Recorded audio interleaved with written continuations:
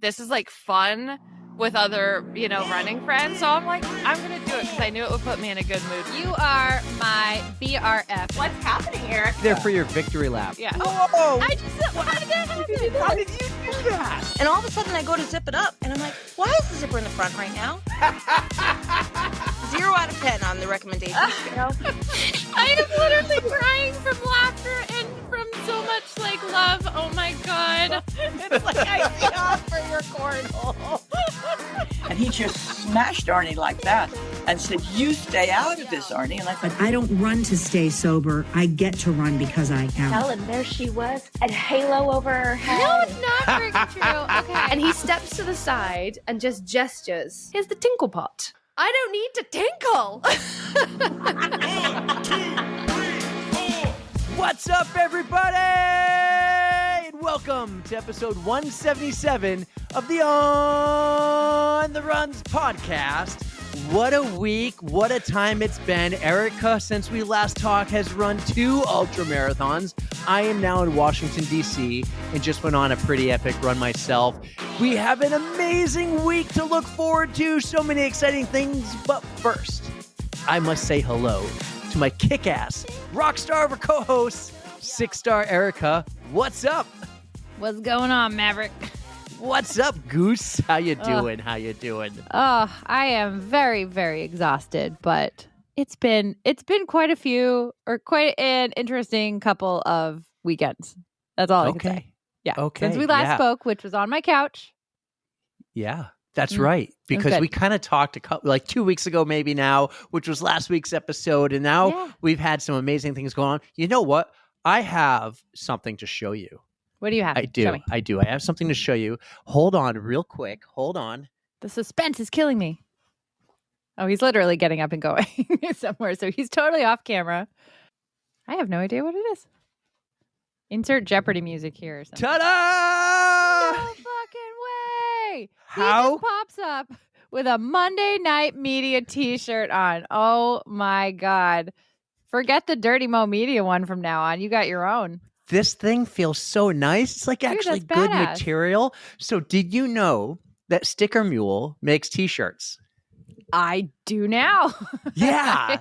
That's badass. Now, I personally don't think the deal's a great deal, but they had a deal for the deal. Okay. And this was $14, I think. Typically they're $19. T-shirt? Yeah.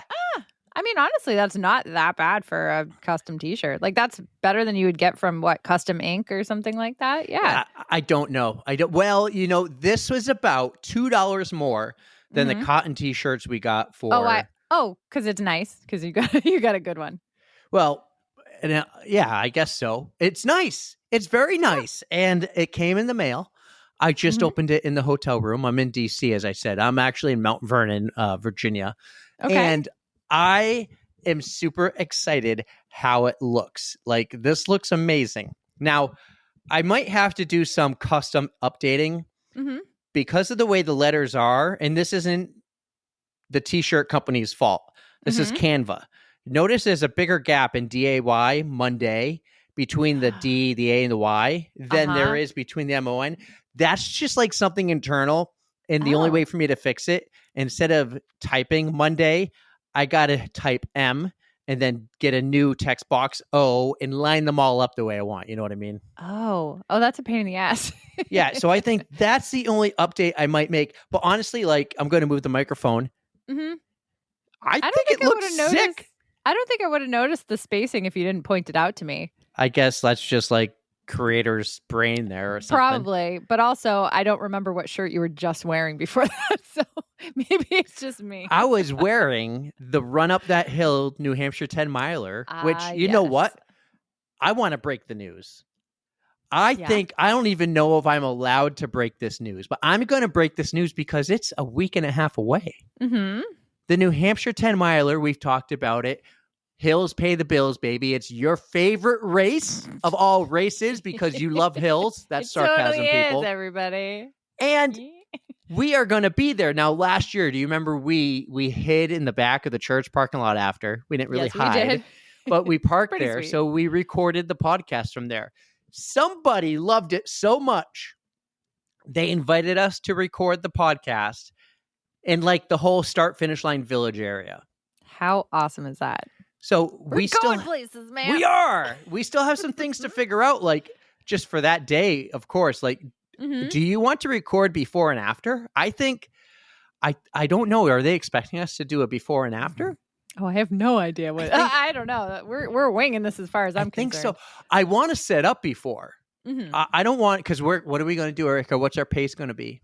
Party pace. We are taking it easy. We're soaking in all of the fun because this could be possibly the last one. Could be the last one. 15 years going. Millennium's only been around, by the way, for 15 years. This race is not the OG race, but I think it's from their first year. Their first year, I'm not the Millennium expert. I don't know all these details, but they had 5 races and this was one of them. We should probably talk to like their about official that. first year. If you go way back, didn't they run the Millennium Mile and like on the Millennium? Yeah. So anyways, more details to come, but we're going to be there 100% after the race. Yes. But possibly before, we'll record a little too. It's going to be a ton of fun. We want anyone who's walking by who wants to jump on. We'll have an open mic ready to go. Tell us how your day went, how the course is. Give us a little bit about you or somebody else. Like, who knows? Maybe we could get like the winner or just some like epic people. Yeah, and it's just everybody's epic, but that's going to be so cool. I don't know. Maybe we'll have a table. I know we will have 4 microphones. There we go. So I do need to bring mine. Yeah. Oh, yeah. Yeah, you got to bring yours. Give me a packing list later. Yeah. I'll get you everything. So yeah, that's going to happen. That's the 23rd. And we've been teasing other big news. That wasn't it. So we have more big news to come in the next couple of weeks. I'm so excited. Like this whole, the t-shirt, Monday Night Media. What is Monday Night Media to you, Erika? You are the brains behind all of our podcast family. We've got the Ali G Show. We've got Movement People. Even Nicole's podcast, Run Your Mind. Yeah, hopefully dropping soon. Like, yeah, you were the boss. You were boss man, and just the way I see it, awesome. Because we have a lot of new people here since, and they're like, "What's this Monday Night Media T-shirt?" Monday Night Media is like this umbrella, and all these other ventures are underneath it, like On the Runs and the Ali G Show and Movement People right now currently. So and also like the vlog, because we are dropping episode 1 of the New York City training series. I don't know what to call it, but we're dropping episode 1. Brainstorm a little bit. Yeah, we're dropping it tonight though. Tuesday night, episode 1. I'm starting the vlog 100 days before New York. I think it's better than the Gallop. Maybe, you know what? The Gallop was a lot of fun. That was a fun vlog. It's right up there. I've learned some things from the Gallop vlog that I was able to do in this one. And episode 2 is already ready. You got to wait for another week, but you got a sneak peek of episode 1, Erika. I did. And I'm just so excited that you're doing this because we get to follow along on your journey. We've been hearing so much about you running for Team Force, and now we get to see all the training that you're putting into it, because I know this is a really special race for you. You're going to be able to run it with your sister, and it's just going to be so incredible. Get your first major done. Let's fucking go, man. Yeah. But they want to know what you thought of episode 1. Well, I like the little stoolie placement. Let's put it that way. You guys are gonna have to watch for a little while, but you did a really good job. You have the eye. I hope so. I hope you guys like it. Please go check out the vlog. It drops tonight. I'm gonna do a 6 p.m. drop on Tuesday at 6 p.m. episode 1. It's ready to go. I'm so excited. I think it was 12 minutes. Like that's 7 minutes shorter than the Gallop vlog. I'm super excited about this. I am currently filming, so I'm in DC. I'm filming episode 4 of the vlog. Like, I'm committed to this. I got the camera. I'm no longer scared of like walking through an airport or something with the camera selfie mode, talking to the camera. Like, no longer does that stuff bug me. And like today, I documented going to the airport. So my flight was at 12:54 p.m. What time do you think I left my house to get the babysitter? Oh my God. Was that from your story where it was like 11:54 and you were picking up the babysitter? Yeah. Was that it? Yeah. Because you were like, I'm not even on the way to the airport yet. I left my house, I think, 2 hours before my flight. How do you do it, man? To go to How? Tara Pterodactyl's house to drop her off. She won at the raffle night the Firefly. Oh, right. Then I picked up the babysitter. Mm-hmm. And then my truck was on empty, and that was more anxiety than being late to the airport. So I filled up my truck because, one, I don't want to run out on the way to the airport. Two, I don't want to turn my truck on and have it on E and then run out going to the gas station then on Thursday when I'm back. And then I dropped the babysitter and the boys off at the house. Then I left the house, and I had to turn around and go back because I forgot something. Guess what I forgot? Microphone? No. What'd you forget? Chafing cream. Oh, very important. Good thing. I mean, you could have bought that, though. If all I could have bought it. Yeah. But I had a 10-mile run planned right after I got to DC. So I didn't want to like waste any time because I had to be here. I wanted to be here with you on the pod. So yeah, I think I walked into the airport. I documented the whole thing, but less than an hour, like 20 minutes before boarding. And I walked up to my gate 8 minutes before boarding, and there was no plane there. And then right as I'm like about to pull out the camera, here comes the plane rolling in. And then a girl walks off the airplane, and she's a girl I went to high school with. And it was so cool. I ran into Jill Dearman, who went to Plymouth State, actually. I don't know if that name rings a bell for you. Not really, but you met somebody the other day during the 5K, which, spoiler alert, I went to it, you guys.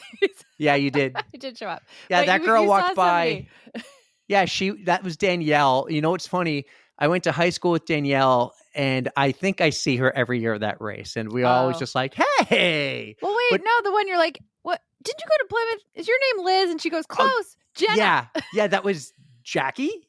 Jenna. Yeah, she's running by I just us. laughed, though. I'm Oh like, my God, the Cigna Elliott, the Delta Dental 5K. Oh man, that was so much fun. We'll have to talk about that later too. Okay, we'll talk about Save it for the outro. Okay. We got a lot to talk about. We have an awesome guest today. We really Yes, do. we do. We really do. So guys, please check out the vlog. Please support our partners, My Race Tats and Right Socks, which I wore today on my 10-mile run, and it was amazing, and no blisters on my feet. So I feel like I'm just the only one talking here. I'm so excited. But Erika, we have Mike Brydges on the podcast today, and I'm so excited because I feel really bad. Why? Remember when I said the last time we recorded on a Monday on the last episode to you? Did you miss his day? No, that was him. Like June 2nd or something. Holy crap. It's been over 2 months since we had Mike on and recorded with him. And I was like, hey, man, I hope you don't mind. I'm so sorry, but this is going to drop in August, like in over 2 months. Oh, that's right. Yep. But we got Mike Runs Marathons, Mike Brydges, who, by the way, I'm just going to spoil it now. Congratulations, Mike. They're expecting. Oh my God. I didn't hear the news. So congratulations. That's super exciting. Yeah. It was awesome. That was good that we're going to get to catch up and hear Mike's story. And now we have some good news to celebrate with him. Oh, that's so amazing. That's right. If I had the recorder right now, he would get a, what do you call it, Erika? The air horns. So guys, enjoy Mike on the On the Runs podcast, and we'll see you on the other side because we have a lot to catch up on. Our next guest on the pod just completed his 6-star journey after being told just a few years before that his life was at risk with a potential heart attack or stroke if he didn't figure it out and start taking care of himself. It was a testament of resilience and overcoming many obstacles, but in the end, running has saved his life. He just premiered his new show, The Rundown, and we can't wait to hear more about his show, his stories, and his running. Mike Brydges, welcome to the On the Runs podcast. What's up, buddy? I'm good. Thank you so much for having me on here. It is an honor. Oh, Mike, we're so happy to have you. And I cannot wait to dig into your marathon journey because as Eric said, you definitely figured it out because I can see right now behind you, you have those awesome Tracksmith posters. And those are some fast times there. Faster than I could say I've ever run a marathon. So that's very impressive. You have things figured out. Believe me, like I'll get into when I first started running, none of these times looked possible at all for me. So let alone finishing a marathon. Pretty impressive. So, yeah, I can't wait to dig into what brought you to where you are now. Definitely. And while we dig in, let's dig into how you found us. You reached out to us and you found us and you said, hey, I would love to come on this podcast. And here's one thing, insider tip for all those who listen and want to come on one day. Usually I always say yes, but I'm always like, listen, I schedule way in advance. I'm not ready to schedule you yet. Please reach back out to me. And you did, which works all the time if you reach back out to me a few months later. Tell me how you found us and how you came across all of it. Yeah. So a couple of people I actually follow where they posted screenshots or other things from your podcast. I did start listening to a couple episodes. And what's funny is I discovered that the first person I interviewed for the rundown, Josh Vernon, was on your podcast. No way. Yeah. So I was like, Many times. I was like, this is insane. This is crazy. So it's like come full circle for me. Josh is one of our favorite members of our pod fam, which you are now a part of. So welcome to the pod fam. So I'm so happy that you guys have that common connection. We all have that connection now. That's amazing. Yeah, the way we found each other is so like weird. Well, it's not weird. It's very like, what's the word? Like a serendipity thing. Like, it just like happened and came together, and it just kind of. I'm really glad that I know him.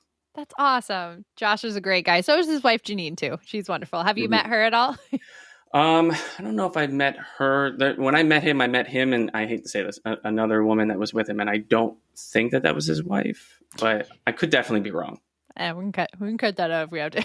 But no, that's awesome. Was he messing? Was he with Oh, somebody no. Josh. Don't start spreading I'm just kidding. rumors. Just kidding. Hey, I think you also have a big presence in the Peloton community. Am I wrong in saying that, or am I right? Yeah, that's actually how I met Josh. So I manage a Peloton group on Facebook called the Positive Peloton Group, or now we call it. Well, people call it Positive Peloton Group, but we're like trying to branch out so we can do things with it. So I call it TPPG, and I started it. So I got my Peloton at the end, like literally like the last 2 weeks or a week of December in 2020. And I really loved it. And I started to go onto the Peloton Facebook group, the official one, and, saw people posting questions. And I think I asked a couple of questions. And I noticed that a lot of the responses were very snarky and very just like they would pick on people. And they would not be helpful in terms of like, if you are a new rider, new to the Peloton community and you didn't know anything, they'd be like, well, you should know that, or you can use the search function and you'll have to ask that question. And I was like, okay, this is really turning me off from like what Peloton is all about. So I think maybe like 2 or 3 weeks after owning my Peloton, I just randomly made a Facebook group called the Positive Peloton Group. And I was like, you know what? If you want to be part of a community that is positive, supports and celebrates your wins, no matter how big or small they are, no matter what questions you have, feel free to join. And I made it as like a one-off. Like I was just like, nobody's going to join this. It's just like for fun. And maybe I'll get, I don't know, like 15 people to join. And I don't know exactly what happened, but we just like exploded. I'm not sure if people were posting about the group or whatnot. But we, got our first 1,000 people pretty quickly, and then it just like cascaded from there. And we are either just about to hit or we just hit 80,000 members, which is like, I don't understand how that's possible. I didn't even know I didn't even know there were 80,000 Peloton users. And so, I'm really, really honored to have created that community. And, we've done a lot of great things, done giveaways. There are people that I've reached out to when I see their posts, because I unfortunately can't see all of them, who are going through hard times, whether it's cancer or loss of a family member. And we'll send them things like we'll say, go on the Peloton website, find something that you like, and we'll send it to you. And it's just like, it's really humbling to be part of a community that, it's one of the first thing that comes up for me on Facebook when I open it, of people talking about, I just got back into Peloton, or I'm so excited. I just got my bike. I just got my tread. And the comments and the responses being so positive. And one of the things I also really love about the group is when there is an issue, someone is not positive, or there's something else that comes up, people are not afraid to just like immediately report it. Right. And they know from my wife and I run the group. They know from the way that we run the group that, that'll be gone very quickly. And so will the person from the group. So I met Josh because we got invited to the Peloton headquarters with our groups to be part of this trial for this new thing that they were doing in the app. And we were invited to do some market research with them, do a live class, and then go out to dinner with them. And he and I just really hit it off like immediately about our running journeys and discovery. We were both running Boston this year, just kind of kept in touch. And actually, when we were in Boston together, I got invited by this company that was making their first kind of marathon attire in the United States. They invited me to come pick up a package of stuff that they had provided for me. Mm-hmm. And I walked in and Josh was there and they had stuff for him too. And we were like, this is crazy, man.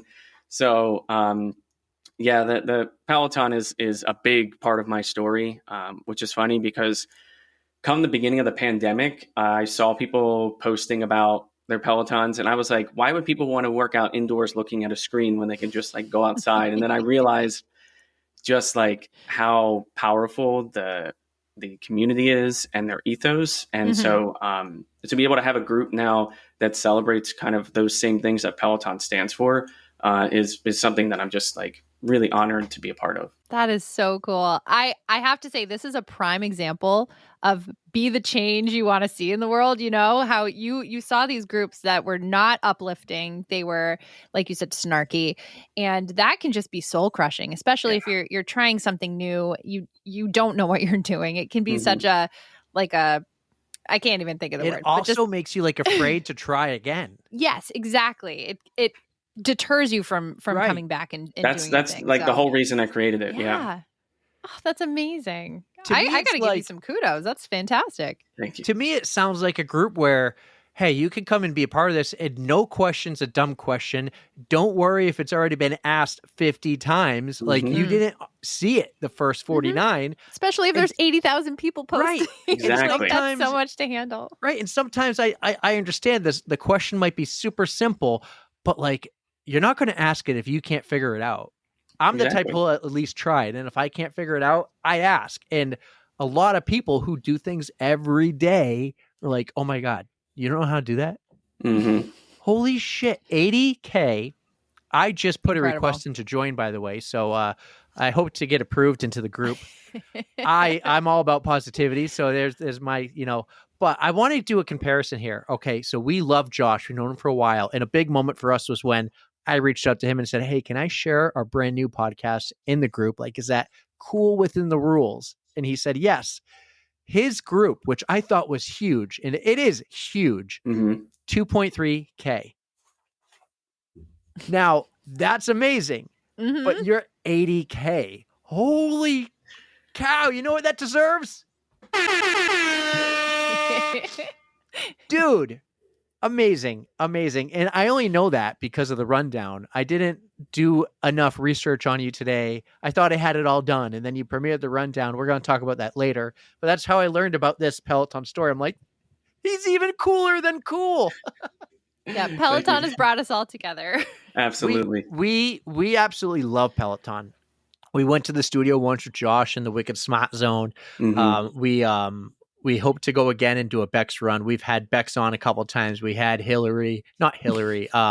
We've had Susie on, and we've been big into Peloton long before this podcast. So Erika's on like a 5,000 day streak or something. Wow. I have a weekly streak going, like 240 something week. But I have to say, you're like, why would you buy a bike and just stare at a screen inside?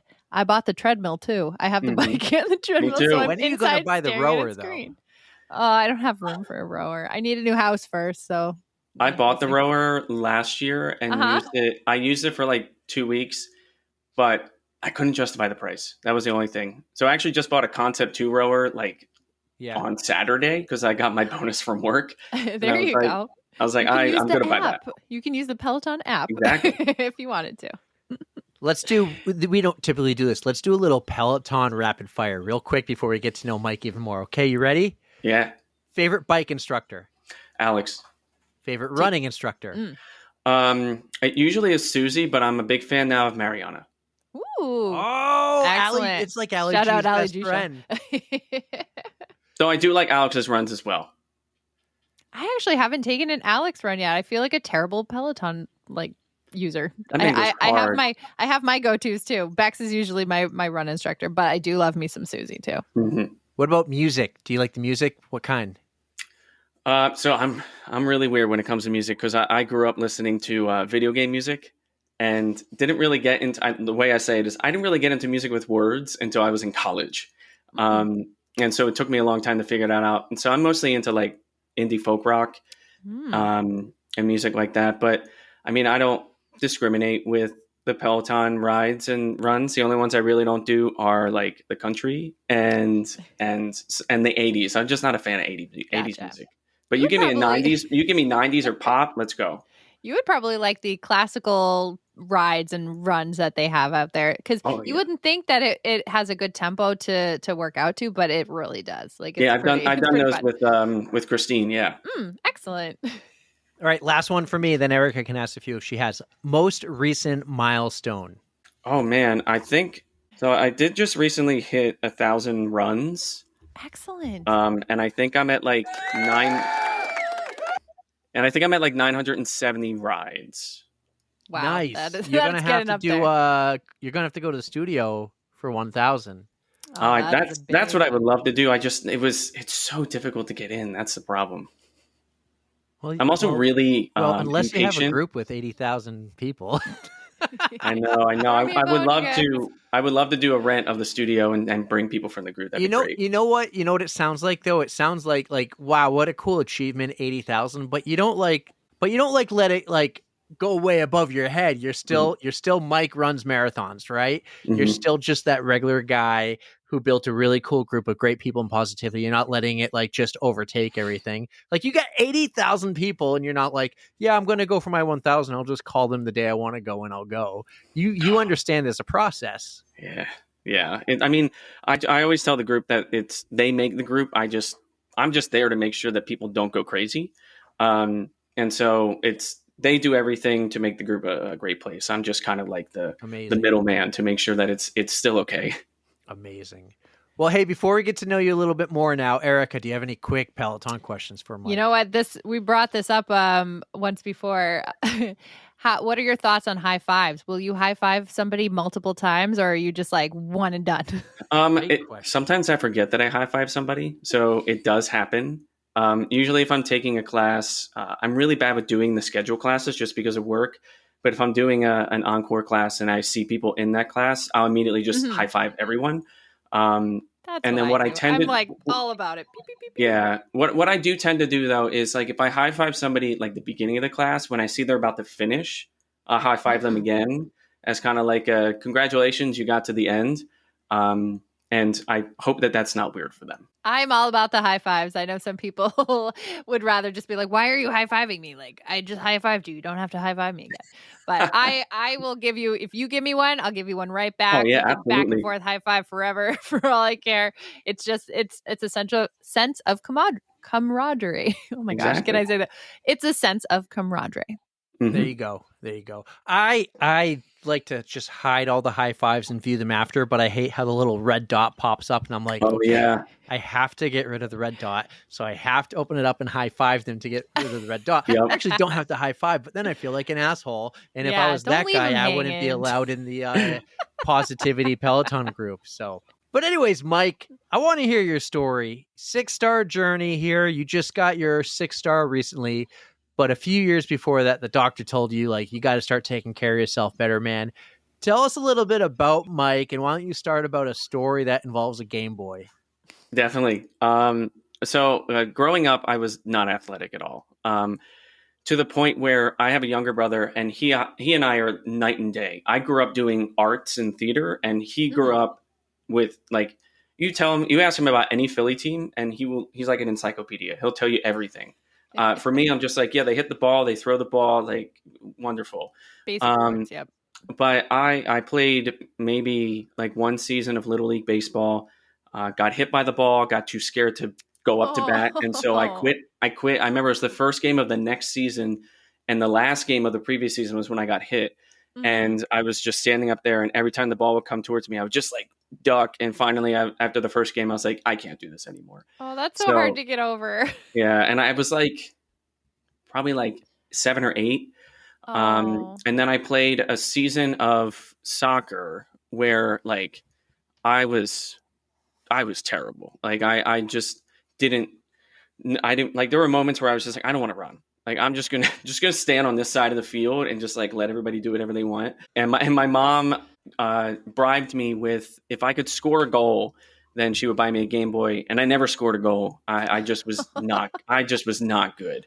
So, but she ended up actually eventually buying me the Game Boy, which is fine. Well, that's good because at least you tried. I mean, you don't have to be the best athlete, but you gave it your all. So Exactly. I'm glad a Game Boy came out of it. And that was probably the extent of my sports for, oh my God, 20, almost 25 years. Like I said, I grew up in going to high school doing musical theater. I was in marching band. I was in all state bands and stuff like that. I actually almost went to college to become a music teacher. And I grew up in New Jersey, and I went to New York City for college when I turned 18 and lived there for about 17 years. Just kind of, never took care of myself in the sense. I was lucky growing up that I had a really fast metabolism, but when I hit like 23, that just like went away. And so from not taking care of myself, I just started to put on a lot of weight. And I also went through a lot of issues with my mental health. So that didn't help with me not being active and pretty much just sitting inside playing video games all day. And in 2018, it was just like a massive tidal wave of like issue after issue. It started with me trying to take my life in February. I was going through like a massive bout of mental illness, and I had just turned 30 the previous year. And this played a big role in me getting started with running. I turned 30 and I was like, I have nothing to show for myself. Like, yeah, I went to school and I had a bachelor's, I had a master's, but like there was nothing that I could say like, this is who I am, this is what I accomplished and what I'm really proud of. And so I felt really lost, and I just didn't know what I want to do with my life. And so that just kind of like culminated in February of that year.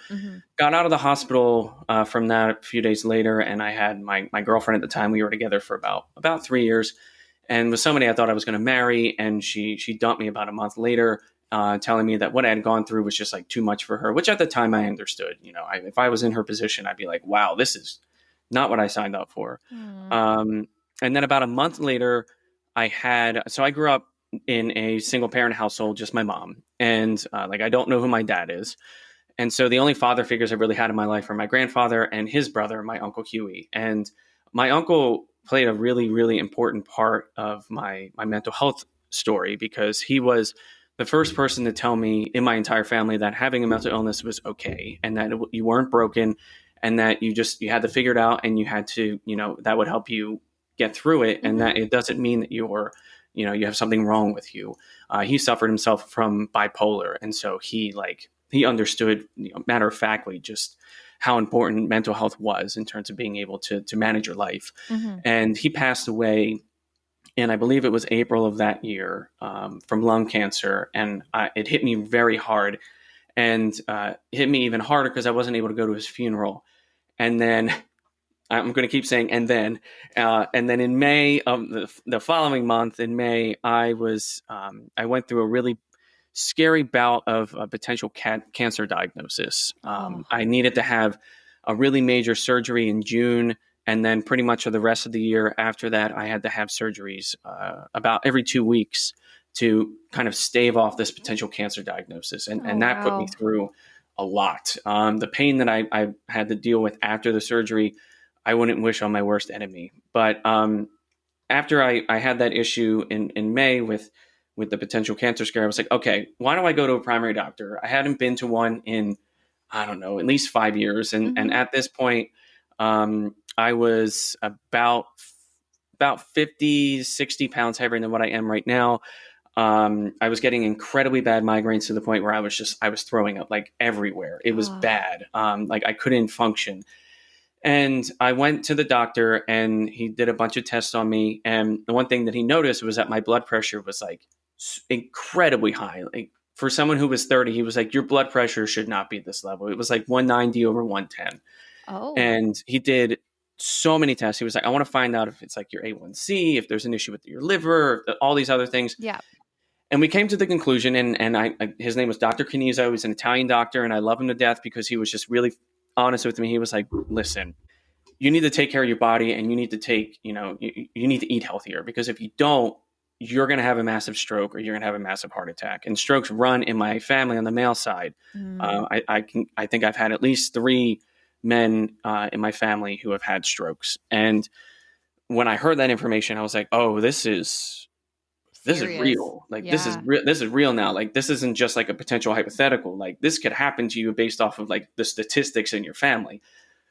So I decided that I was going to start eating healthier. And the way that I kind of did that in my head was I went to Subway every single day for 2 years and got a vegetable sandwich. And that was like it. That was the only thing I had for lunch. And I knew that I needed to do something to kind of help lose the weight besides just eating that sandwich. Yeah. And so I started to go to the gym and I took a look around and I immediately knew I wasn't going to do weights. I felt really self-conscious. I was like, I don't want to stand in front of those mirrors. That can be so intimidating. Yeah. Especially when you have the people around you who are like jacked and you're like, they're going to judge me and they'll be like, give me the weight because you're not going to use it properly. Oh. They're not in your Peloton group. I was just thinking that. They are not. And so I looked at what my other options were for like cardio and I was like, okay, so I can either bike or I can run. And I was like, biking looks boring. So I gravitated to the treadmill. And I remember whenever you started the treadmill at this gym, it automatically just went for 20 minutes.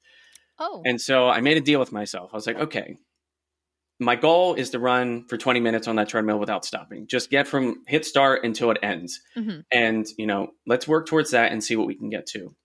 And it took me a couple of months, maybe like a month or 2 to get to that point. And I remember, and I tell this to everybody who wants to get into running, because they think like, because I've run so many marathons and all these races and stuff like that, that I love running and I've loved it from the beginning. And I will tell you right now, I did not. It was a struggle. My cardiovascular health was trash and I could barely run for like 30 seconds without needing to stop. When I got to that 20 minutes though, I was like, okay, I've done this. Maybe I could find out I could run a 5K. And at that point, I had no idea how long a 5K was. I was like, kilometers to miles, I don't know the difference. And I eventually did in probably, I think, the fall of that year. And I didn't run outside for probably the first 8 months of me running because I felt like I was going to be judged. And I also don't like running in the cold because I have Raynaud's and my hands can literally like get to the point where I can't bend them. Yeah. So I was like, I'm just going to run on the treadmill and just do what I can.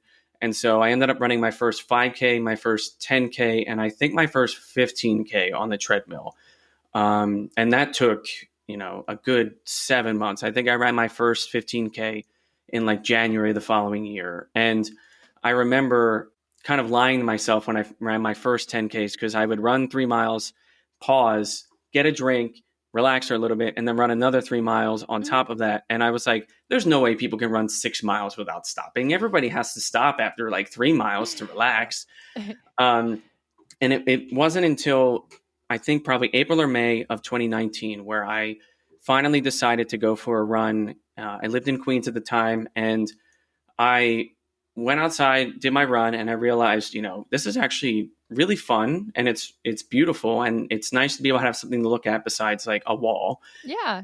And I living in New York City, I was lucky enough. I made Central Park my best friend. I ran around it several times a week and it was beautiful and it was challenging. And I signed up for my first 5K race in about February of 2019, about a year after I tried to take my life. And it was with NAMI, the National Alliance for Mental Illness.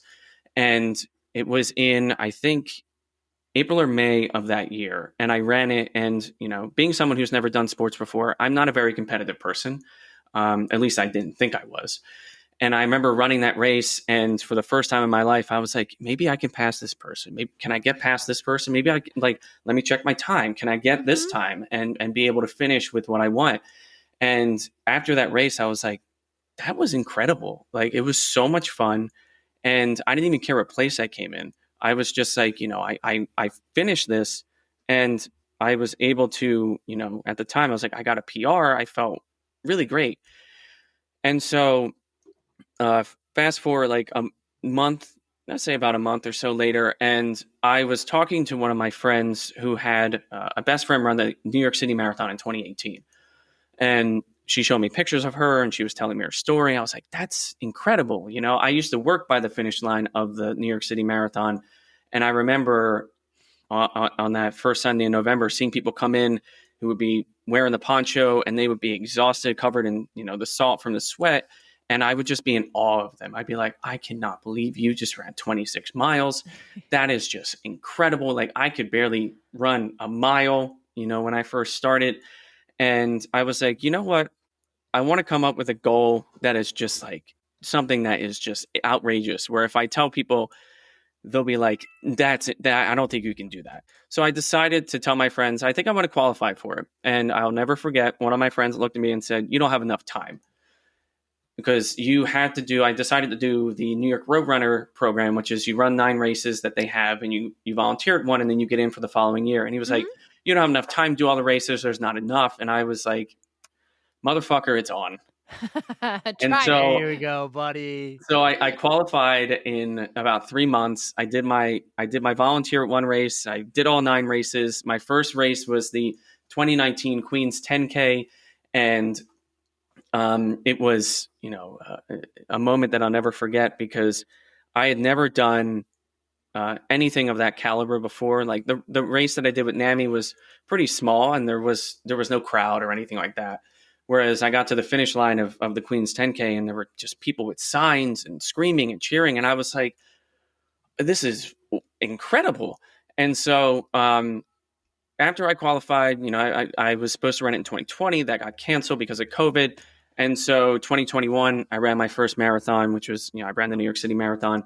And I will never forget that feeling that I got when I crossed the Verrazano and I made the left into Brooklyn and I got into Bay Ridge, and hearing the screaming from all of the people. I had never experienced anything like that in my life. Like, the New York Roadrunner races were great. There were people at the finish line and there was cheering there, but this was just, you know, packed full of people on both sides, just random strangers who you'll never meet in your life, who don't know you, holding up signs, being like, you're my hero.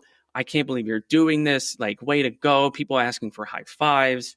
And I crossed the finish line literally feeling like my feet were broken, but I felt this sense of accomplishment that I had never had before in my life, of just like, I ran 26.2 miles. I tried to make it to the point where I didn't stop. I only had to stop a few times just to stretch, but I didn't walk any of it, which I was really surprised about. The pictures I have from that race are not pretty.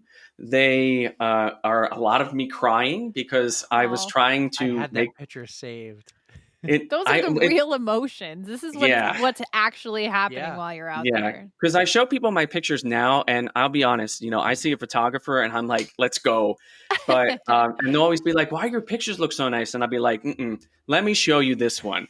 Because it always humbles me, because I'm like, listen, like, it doesn't matter what the picture looks like, because you're in that moment and you're in the hurt locker, and sometimes it just comes out.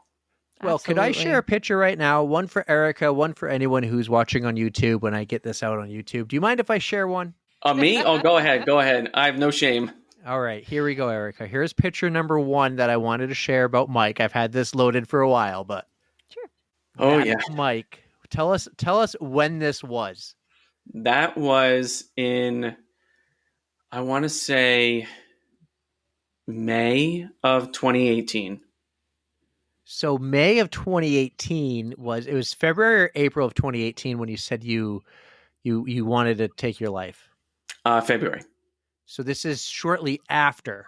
Mm-hmm. And then when around this time was it that you had to talk with the doctor? About a month after this. So this was prime, like, Mike, I need to get my life together health-wise, not just physically, but also mentally. You had family members like your uncle playing a big role, and you're at a show here, of course. I can see the playbill. But this is about that time you turned your life around. And you went through such a huge transformation, as you can tell in this photo. I mean, one thing for sure that you still have today is an amazing head of hair. But besides that, you turned your life around. You have turned your life around in a short I know it's not short and probably feels like forever, but it's been what, 7 years. Look at you Yeah. now running 314 marathons. Yeah, it's I see this picture. I have those pictures saved in my favorites folder so I can remind myself of, when I have bad days or when I feel like I'm not making progress, of like, this person 7 years ago, if you were to tell them that you ran anything, not even a marathon, just you ran on the treadmill and ran for 20 minutes, they would be like, you're absolutely insane. I don't believe you. You know what else is amazing? Because I went all the way down to the very bottom of your Instagram, is you can see the transformation your body's making throughout the years as you're sharing this journey on Instagram. And I also see you have it on TikTok and other platforms too. But you can see this transformation of your running journey here, man. And it's so inspirational. My favorite, though, this is my favorite photo. And when I first looked at it, I go, yeah, you do look like this guy. Erika will get a kick out of this too. But this photo right here, this is no pretty way. great. That was Yep. one of my all-time Mike- favorite memes. Mike, you look like that guy. That could be you. And it's showing you're dating Chicago, but you're like, ooh, damn, that New York City Marathon looks good from here. Yep. Oh, that's great. You had some good stuff here on your Instagram, but I really wanted to say, like, just even scrolling up, it's pretty cool to see the journey you've been on, and now we get to hear about it. So that leaves us where now, Mike? Where are we now? So that's 2021. That was my first marathon, and it was around this time that I had learned something about the World Marathon Majors. I knew that they were just like this group of races around the world that people did, and I didn't know what happened when you finished all of them. But it was after finishing the New York City Marathon, which I thought would just be my only marathon I would do in my life. I was like, maybe I want to try to do all these, which is just wild because I never thought that I would leave. I would go to Europe. I would go to Asia. Like, the farthest I'd been at that point in my life was to Aruba. And so I was like, you know what, let me see what I can do and try to put my hat in the ring if I can. I applied to the Berlin Marathon lottery. I think it was actually like around the time that New York City ended. And I actually forgot about it. And I remember getting an email, I think in January at like 5 a.m, saying that I got in. And I remember waking my wife up being like, babe, we're going to Europe. And she was like, what are you talking about? And I showed her the email. She was like, holy shit. And so I got into that. And once I got into that, I was like, well, now I have to do all of these races. Yeah. So I signed up for the Chicago Marathon pretty much around the time that I got into Berlin, and ran both of those in 2022 and New York. And that was half my journey in like a year, which was, like, when I think about it now, it was ridiculous. But I continued to train, and my goal at this point for running a marathon was to break 4 hours if I could. Mm-hmm. And up until last year, I had not been able to do that. It was either very close or a little bit after. Berlin in 2022, I finished in exactly 4 hours. So I was very mad at that time because it was just but it's right still there. An amazing accomplishment. So I hope you gave yourself credit still. Absolutely. But it was a really, really, really, I don't know, like, eye-opening experience to be able to not just run these races, but to travel the world. Because I never thought that I would have the ability to do this. And I ran London in 2023, and about a month earlier, I had lost my grandma to cancer. And it was a really, really devastating moment because she was my biggest running supporter. And I like to say my wife is, but everybody in my family agrees, like, it was my grandma. And I'll show you something real quick that my wife had this made for me. So these, you might not be able to see this, but these are all Facebook comments and posts that my grandma made for me. Yeah, buddy. After all of my races, it didn't matter if it was a marathon or a 10K or 5K, even if it was just a run that I was posting. She would always say, run, Forrest, run.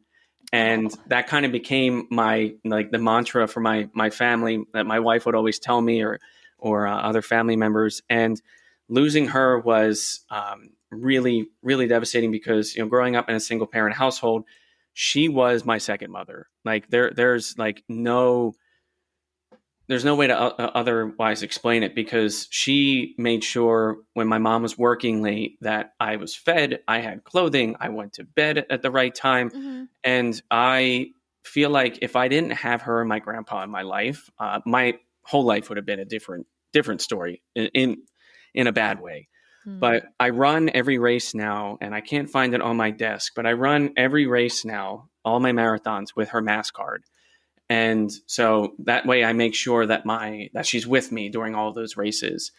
And it's funny because now my grandpa will text me after those races and be like, "How you doing? My mom must be really tired from running with you." And it's every time I feel like I can't go on during the marathon, I either, pat my running belt, or I actually ran, I think, Tokyo with her in my hat. And, I'll just tap it and I'll be like, "All right, mom, let's go."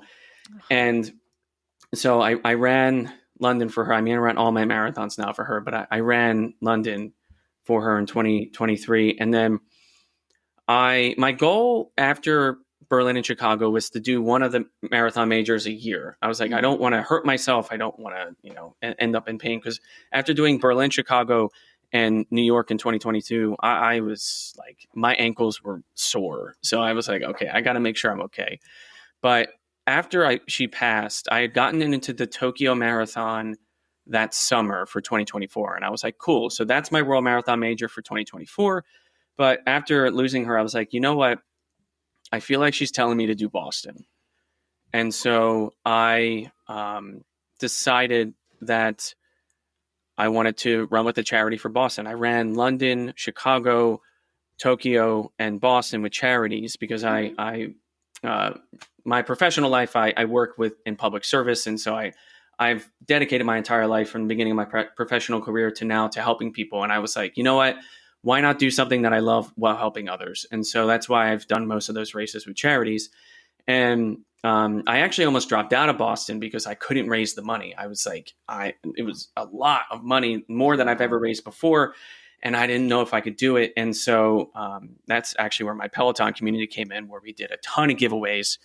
And, I think I finished paying off all the stuff we bought at the end of last year for everybody who won. And we were able to raise that money, very quickly, to the point where I got awards from the charity for, one, having the most number of donations, and two, raising the most within a specific time period, which was just incredible because, like, the month before that, I was like, I don't think I can do this. And Tokyo was the first marathon, which is right here, that I broke 3 hours, or 4 hours, 3 hours, 4 hours. And I remember crossing the finish line at Tokyo because my goal was just like, I don't know, 350, 355 if I can. And I, got to about 345, and I didn't think that was possible. I called my wife and her sister at the halfway point, and I was like, I'm feeling good. Got to mile 20, called them again, and I was like, I got a PR in play. And crossed that finish line. And I've never had this happen before. I started sobbing. I just broke down. This runner came up to me who just finished and gave me a big hug. And it was incredible. And then when I finished Boston, I part of me still doesn't feel like it's real, but I crossed that finish line and I went and got my medal and just like was sobbing the whole time because I was like, this is something that I never thought would ever be possible in my life, let alone just running a marathon, but running all 6 World Marathon majors, being part of this community of runners that is, they say 1% of people run a marathon. This is even a smaller subsect of people who have run these races, and to be part of it now is just an honor and something that, like I talked about earlier, Mike in 2018 would have just never believed a word of it.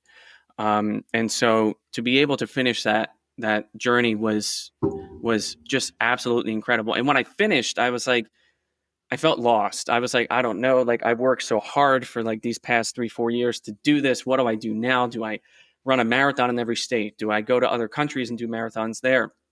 And so, easiest solution for me, just do them again. So I'm now 3 stars in to my Nice. second one. I do Chicago again this year, so that'll be 4, and then I just have to do Berlin and London. So again, and so that'll be my second go around. That's Not so only exciting. are you doing Chicago this year, I also saw you doing New York. So Erika will be in Chicago. I will be in New York. And Oh, you're doing nice. We'll have to Philly meet as up. well. We will. Yes, absolutely.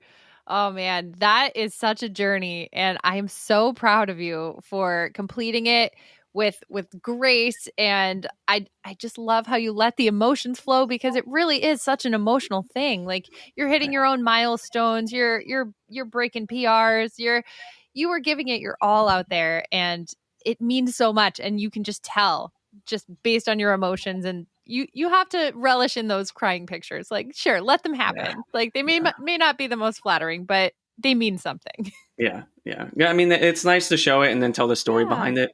Absolutely. Yeah. I think it's awesome, man. Congrats. So and you're still going. You're going for these big ones. Mhm. Are you going to do Sydney? Are you going to get 7, 8, and 9 when Abbott World Majors add them? Or I mean, I imagine you have to. I did. I do want to do Sydney. I actually studied abroad in Australia in 2010. I lived there for about a month, about 30 minutes south of Melbourne. And Sydney is beautiful. And I loved the people. I loved the country. And so the ability to go back, especially now to be able to run a marathon, like, let's go. Yeah. But it's all about money. I know. Yes. I know. That's one of the things that is holding me back with the Abbott Marathon Majors is just like I'm still paying off Berlin in 2022. Shanghai and Cape Town, I don't really have an inkling to visit those areas, but I'll see how it goes over the next couple of years once they get added and see how the marathons are. Yeah. And make a decision based off of that, because but Sydney, absolutely, I would love to do that. Plus, it gives me an excuse once I'm done to go to New Zealand and go to Hobbiton, which my God. is a dream of mine. That's Lord of the Rings, right? Oh yeah. Yes. Oh, I would love to go there. I almost studied abroad in New Zealand, but the same reason for you, money. However, I would love to go to Cape Town. Absolutely would love to go to Cape Town. That's on my list. Mike, a big thing we love about this podcast and about people and talking about these stories and your journeys is we just got a big, wide scope of your journey, the whole thing. But what are some of your favorite stories from within that journey? Could be a training story, could be a marathon story. I love the ones about your uncle and your grandmother there. But what are some of your favorite or maybe not so favorite moments you've experienced throughout this journey? Oh man, that's a good question. So I tend to overheat very easily. It doesn't matter if it's 70 degrees or if it's 100 degrees because of a medication I take. And I remember I finished Berlin. This is, I think, the first time this has ever happened, or the only time. I finished Berlin. I went and got my medal, and I went to go up against this fence. And all I remember is this guy saying, "You don't look so good." And then I just collapsed. Oh no. I had passed out from heat exhaustion, and then they took me over to a medic tent, and they were able to get me back. I actually finished Boston last year with heat stroke. They brought me over to the medic tent, and they just covered me in ice, and they kept me there for about 20 minutes because of just how hot it was. I actually finished Boston this year with sun poisoning because I forgot to wear sunscreen, and I forgot that you only get one side of your body in Boston against the sun. But no, there was something that came up that I wanted to bring up. So, I mean, some of the great things that have happened during marathons is I remember in 2023 when I did the New York City Marathon, I was in the Bronx and I was really struggling. I was in the Hurt Locker real bad. And I met this girl the day before, or I think it was 2 days before. We were volunteering at the Marathon Expo handing out bibs.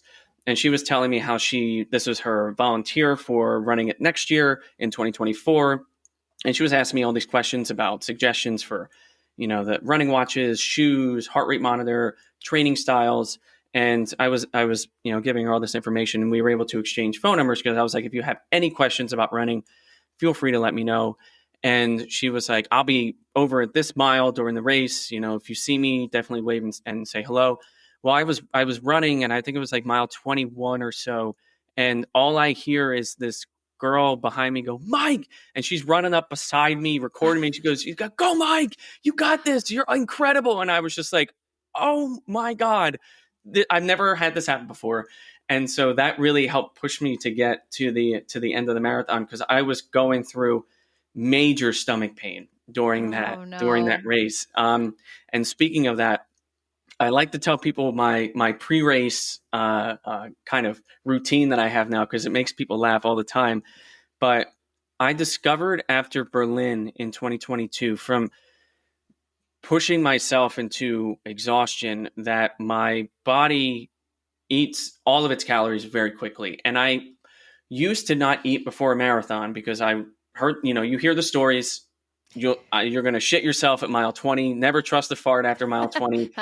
And I was like, I don't want to be that person, because when I ran Berlin, actually, this is also another funny story. I was running, and it was like mile 22 or so. And I was like, what is that smell? It's terrible. And I look ahead of me, and this guy had just like all down his legs. And I was like, buddy, like, big kudos to you for not stopping. I have to get in front of you now. This is terrible. I cannot be downwind. Please. Yeah, it was awful. the worst. The worst is when you can't find it. Oh. And I have little ones, and sometimes I'm like, okay, someone just took a shit.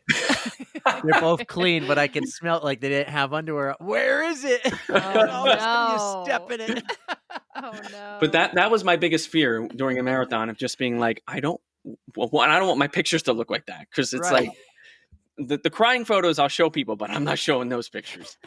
And so I would have this issue usually between miles 18 to 20, where my body would just be like, you had nothing. And it would get to the point where I would feel like I was going to shit myself. And I knew, and it would cause me to have to walk around, because I was like, I feel like if I keep going too hard, it's going to happen. So I'll start walking. And that's what happened with Berlin, with New York in 2023 and 2022, 2023, London and Chicago. I didn't, because I ended up run walking because I had issues with my ankle. But I was trying to figure out, what can I do to make this not happen? And my wife came up with this suggestion that I eat protein waffles beforehand from Kodiak. And she was like, so I'll make them for you before the race. You'll have enough time to eat them. Hopefully your body will digest them and you won't have that issue. And we did it for the Philly Marathon in 2023, and it worked. There were no issues. I didn't hit a PR because I ran into IT band issues, but I didn't run into the stomach issues at mile 18 and 20. And we were like, okay, maybe this is working. So when we did, so we bought a miniature waffle maker. We found out that they make kind of a to-go powder version of the Kodiak pancakes. And we went to Tokyo, and in our suitcase was a miniature waffle iron and this Kodiak pancake mix. And so the day of the marathon, she went down to the place where they had breakfast, stole a bunch of butter, came upstairs, filled water in the container to make it, put the butter on the miniature waffle iron, and made the waffles. And now we have a miniature waffle iron that travels with us. It's gone to Asia. It's gone to Europe, and it's gone to multiple cities in the country. That is so smart. You need to put a sticker on it for like every place it's gone. We should. Like a passport stamp. That'd be awesome. But yeah, we've done it for 1, 2, 3, 5 marathons now, and I've had no issues. And so that's a really funny story that I like to tell people, because I don't know why we chose protein waffles, but it just seemed to make sense. Those are delicious. They are. They're delicious. Oh my God, when you make them, they're so good. Well, just waffles alone are like a great morning thing to eat before you go for a run. Oh my God. My wife and I go to this diner religiously, and every time we go in, my order is a Belgian waffle with a ton of whipped cream, and then I will get like 3 or 4 orders of toast because I usually have a run later after that, Yeah. and I'll Carb just up. eat all my carbs. Yeah. I love So like smart. they're frozen, but I'll throw a couple of frozen waffles in the toaster with some butter and have that in the morning. It's almost the same as a bagel. My go-to is the bagel, but sometimes the waffle is a perfect change up. I love that you take the little, I have the same one. I'm sure I do because it's super mini, right? Oh yeah, So it's like this cute. big. Oh, Yeah. You buy this thing and you're like, this is going to be cool. And then you're like, oh, it's really small. It's like Amazon for kind of kids, made it. good for kids. Yeah, it is. Well, no, great it's for good to kids. travel with too. We actually lost it. We lost one, and Oh, my wife was like, "Okay, we have to buy another one." And she went to the store and she was like, "Maybe I should get it in this color." She was like, "No, superstition. We have to get the same color." And luckily, it's held up really nicely. But You know what we're actually, going to do? We're going to send you some Stoolie stickers. yes. And put a Stoolie sticker on it and just take a picture of everywhere around the world Stoolie goes with your waffle machine. This is Stoolie, by the way.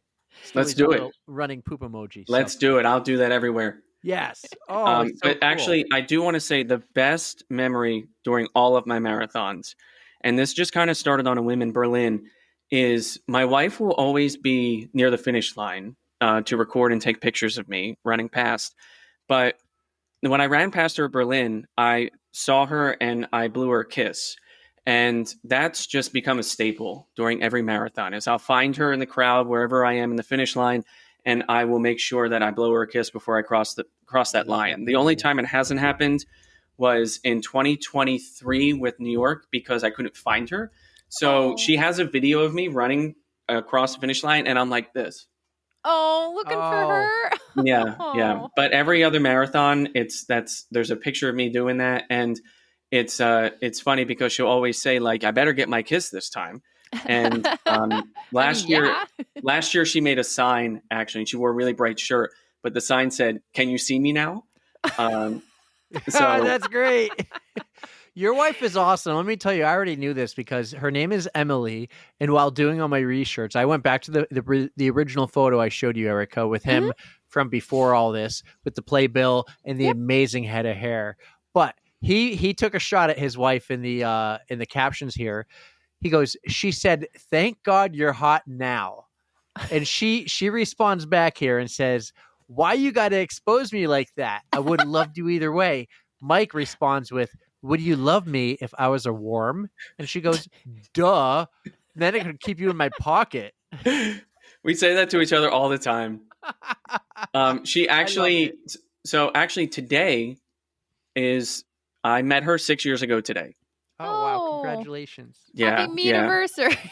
Yeah. That doesn't sound right, but you know what I mean. Technically, today was our first date, and then we decided the next day that we were going to be together, and we were long distance for about a year and a half. Because where are you based out of? Together. So I'm in New Jersey. Okay. And where is she out of then? She was in Florida. Oh, wow. So that was long distance. Yeah. We met each other through a Facebook group for Mumford & Sons. Oh, no way. Yeah, she loves to tell people the story, but she well, we she love the posted- love story, so feel free to keep So saying. she posted on the group screenshots of her Bumble profile, and she was like, something about it's you have to make sure that people understand like what you're really looking for in a person, and it said if you will get along if you like something like brunch. And I think Taylor Swift, and then because she loves Taylor Swift, and then Mumford & Sons. And I don't know where I got the balls to do this, but I commented on it and I said, "Emily, where do you live? I want to take you on a date ASAP." And everyone was so supportive. They were like, you miss 100% of the shots you don't make. Mm-hmm. And she had a sister Michael Scott, Wayne Gretzky, shout out. Absolutely. So she has a sister who lives in Jersey City, and she was like, "Oh, I'll be in New York." She loves New York City. She's like, "I'll be in New York in June," and this was in I think like April or so. And then when she came up in June, she messaged me a picture of the skyline. It was like, "Guess where I am?" And I was like, "Oh my God, let's go get lunch." And we went to a pizza place, which we try to go back to every time we're back in the city. And we just hit it off. And it just, she's the love of my life, the greatest person I've ever met. And she is, minus my grandma, she is the number one supporter of all my running. Obviously she hates the fact that she needs to go to the finish line and be there and try to find me during every race. But Why doesn't she run with you? Come on, Emily. so she was supposed to qualify for the New York City Marathon last year for 2025, but we went for a trail run last May in 2024, and she broke her ankle. Oh no. And it was Trails. yeah, she still never lets me live it down. She says I did it on purpose. Aw. But she told me I did the Disney Marathon in 2021, and she said, I'll run a marathon one day with you. And I said, I'm never going to forget that. And so the goal is now for her to qualify in, I think maybe 2026 or something for 2027 for New York. But I told her, like, I'm not letting you live that down. Like last year, I bought her all of her races, and then she broke her ankle and all of that money went to waste. But I'm still going to get her to do that. I had her do, she did the Abbott 5K the day before the marathon in 2023, and she loved it. She just texted me saying, I hear you talking about me. Yes. Hi, Emily. But what she actually wants to do is she wants to do like a segment on my channel called Marathon Wife Life, where she talks That'd be about great. like what her experiences during those races. People need to hear the You other just side. can't. You can't make it just wives, though. It has to be. She could do a whole thing like where she talks to the spouse of a runner. My boyfriend Oh. is doing the exact same thing. I'm the runner. He's not the runner. So he's the one who's doing exactly what Emily's doing. So I'll get him to come on the podcast. We got. Oh, something I'll tell her. I'll tell her. What's funny though, she tells me, and I guess this is like a first world problem. She's like, you're running too fast now because before when you would run a marathon, I'd be able to drop you off, go get coffee, go get breakfast, walk around, have fun, and then like mosey my way over to the finish line. She's like, now I park my car, I can eat, and then I have to go to the finish line. And I'm like, I could run slower if you want. I'm so sorry. It's a huge inconvenience that I you're know. fast now. What are you doing, Mike? Oh, that's great. We love stories on the pod. We've had them in many different stories. One's from peeing together on the first date to reaching out to someone who lives on a totally another part of the country. And Love it. wow, you took a shot. I love that, man. Love I that. don't know. for both To of this you. day, I still don't know where the balls came from, but Hey, Well- it's a history now. exactly. Mike, that was amazing. Thank you for absolutely delivering on some of those stories. The entire thing so far has been great. But before we get to your new show and before we get to the end of the podcast, Erika and I had these two big questions. They're really hard questions. Everyone dreads them, so I don't prepare the guest for these questions. I'm going to go first. On the Runs is having this massive pasta dinner at the end of the year, and all of our guests from 2025 are going to be allowed to bring a +1. And I'm going to make this harder on you. You cannot take Emily because she's already invited. Who is your +1 you are going to take? They can be anyone in the world, alive or dead. Who's coming to the pasta dinner? So, I mean, there's a couple of people that come to mind because I'm a history major. So obviously there's people from history I like to bring. But to be perfectly honest, the person that I would love to bring as a +1 would be my best friend, Chris, who is the person who I really legitimately believe saved my life, because I met him in 2018, not long, I want to say maybe like a week after I tried to take my life. And we met at, of all places, a karaoke bar for a karaoke league. And I didn't know there was a league. That's cool. I didn't know Sounds either. fun and- as shit. until I got there and they were doing like an open night to like have everybody meet. And I remember sitting there hearing him sing for the first time. And I was like, he sounds incredible. And the woman who ran the thing said, come with me. She brought me up to him and she said, Mike, this is Chris. Chris, this is Mike. You guys are gonna be on the same team and you're going to become best friends. And he is my brother. He is my brother now. So do you guys like duet together? I don't know if we duet together. Did you sing a song together? What was your first song? I'm a big fan of Ed Sheeran. But I think his staple song is Chris Stapleton's Tennessee Whiskey. Okay. But Okay, you know what I would do if I had like a karaoke partner?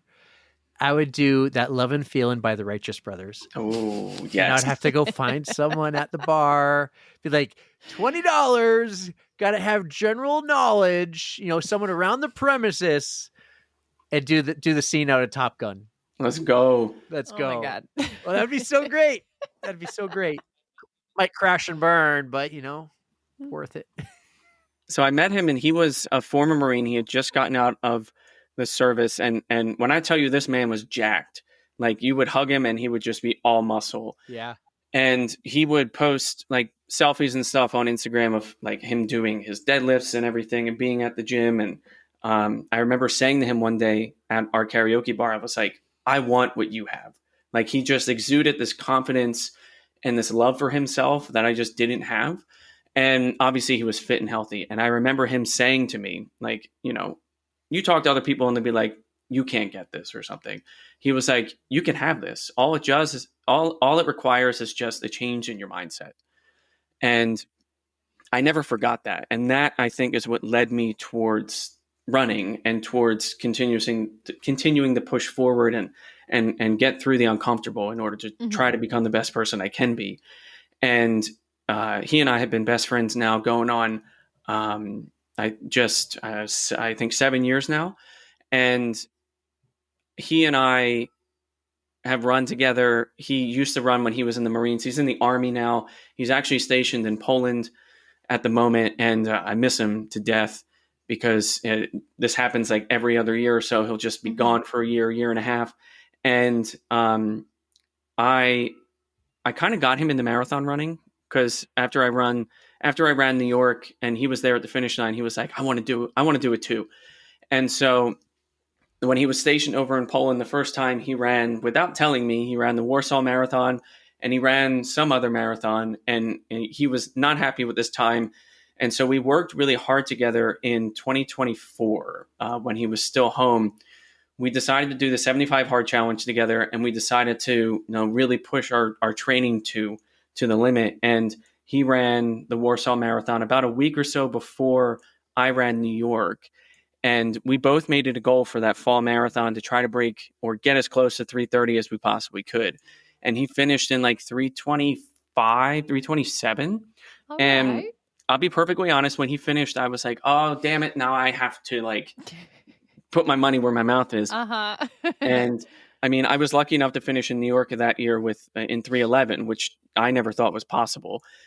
But then this year, he ran the Barcelona Marathon about a week or two before I ran the, I want to say, it may have been the United Half. No, I think so. I think it may have been in March, and he ran in 3:08. And I was like, oh, come on, God. Chris. I was like, this competition's gonna keep going. I love it. And but the fact that he had such an impact on my life, and what's funny is right after I met my now wife, I went to go hang out with him for the day, and we went bowling. And I remember him telling me, he was like, "This one's different, man. I can tell just by talking to you." And she and I eloped 2 years ago, and he was the witness at our wedding. And, I consider us kind of like the three amigos, because whenever we hang out, we have so much fun together. But he's an incredible human being. I think anybody who gets to know him or meet him is very lucky. And I'm even luckier that I get to call him my best friend because of just, the goodness that he brings to the world. That's awesome. That's so amazing that he's there for you, just supporting you in all things, not just in your running journey, but just in your life, being a best friend, being somebody you can trust and hang out with all the time. And that's awesome. I'm so happy you found like your other half. Does that make sense? Yeah, absolutely. And if this pasta dinner really happens one day, you are more than welcome. Chris is welcome to come. Emily is welcome to come, but something has to happen now. We have to set up a karaoke stage. Let's go. Listen, when you come to New York, if you want to come to our bar, it's like our spot. Yes. All right. Awesome. All right. I'm doing it. My sister lives in New York too. So one of the times I visit, we'll make this happen. We'll go sing some karaoke. I might need a little liquid encouragement. Let's do it. And I'm going to say this right now, but I don't know if I'll actually do it unless I have enough. But I could pretty much nail half Olympus gets, songs. Yes. Pretty much just get them all. Yeah. Yeah. Oh, that's amazing. Yeah. Well, this whole karaoke talk tees up my question perfectly. So, Yes, it does. So, Mike, we have an awesome Spotify playlist, and we like to invite our guests to add a song to it. So, if we're talking either video game songs or a karaoke song, what song would you like to add to the list? One song. Just one song. I'm going to bring it up right now. So I have 2 running playlists. One is called Running Music and Shit, and the other one is called Fast as Fuck Boy. Oh God, I Yeah, love those. boy. So it depends. It depends on my mood when I'm running. Uh-huh.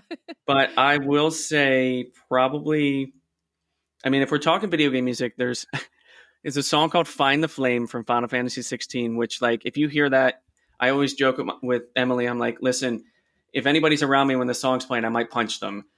But I want to say, let's see. I'll say there's a couple Taylor Swift songs, Ready for It, Vigilante Shit. Yeah, but she owns it now. Can we play it? Yeah. You can always play Taylor Swift. But I want to say, actually, Red Wine Supernova by Chapel Roan, because I remember when that started playing for me last year in New York. I was coming down the Queensboro Bridge, and I was feeling so good that I literally just started singing it out loud and dancing as I was running, and just having a ball. So I'll always remember that song as that moment. It's about time people will start putting her songs on this list. We just had Pink Pony Club end up on the list, so this is number 2, and we're happy to have her. There we go.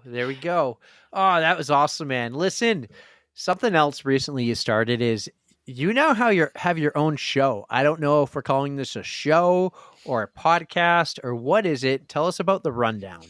Yeah, I mean, I never wanted to create like a podcast thing. I always I never thought I had anything to say. And I don't even know if it is a podcast or not, but I wanted to put something out there because I had done this for the Tokyo Marathon where I spoke to people after the marathon about their experiences. And I spoke to 6 people and they were just of all different backgrounds.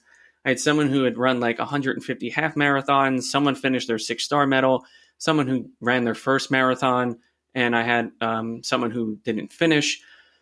And being able to hear all their stories really inspired me because it showed how, while we all might have different experience levels, our stories are all interconnected in terms of how running impacts us. Because one thing that I heard throughout all of them was just the resilience and the perseverance to push through the pain, to push through the uncomfortability, and to get to a level that you never thought you possibly would get to. And so I wanted to find a way to be able to share the stories of those individuals who might not necessarily have a voice with the community.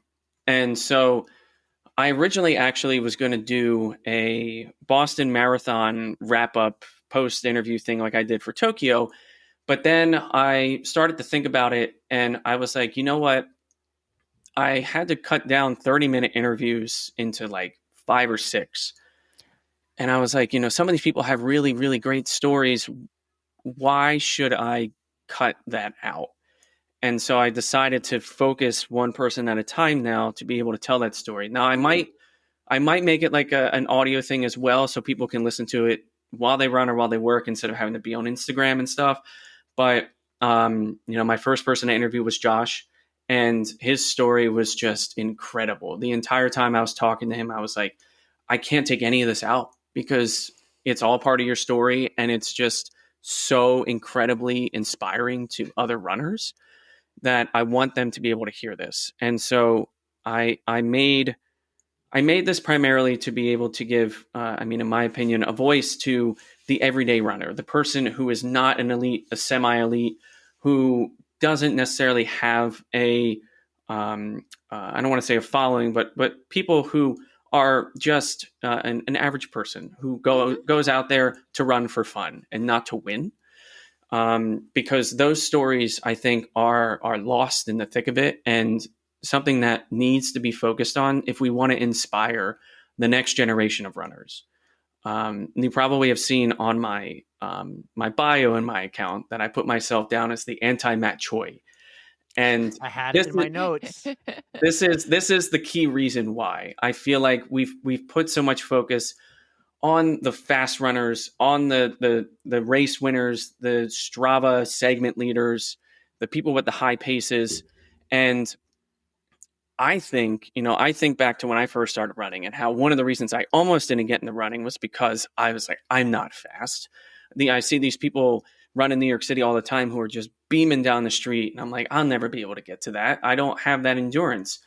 But having the ability to share stories of people who started at day zero and can explain to you what it was like to be at that point, hopefully will make it easier and more comfortable for runners who are in either that beginning stages of wanting to get started or who have just started, not feel that judgment and not feel like they're not making the progress they want because they're at this level and they see so many other people at this level, when they don't understand that there's all these other people that are either at their level or in between that are just as important, and you'll get to that level if you continue that resilience, that perseverance to make that 1% difference to get better every day.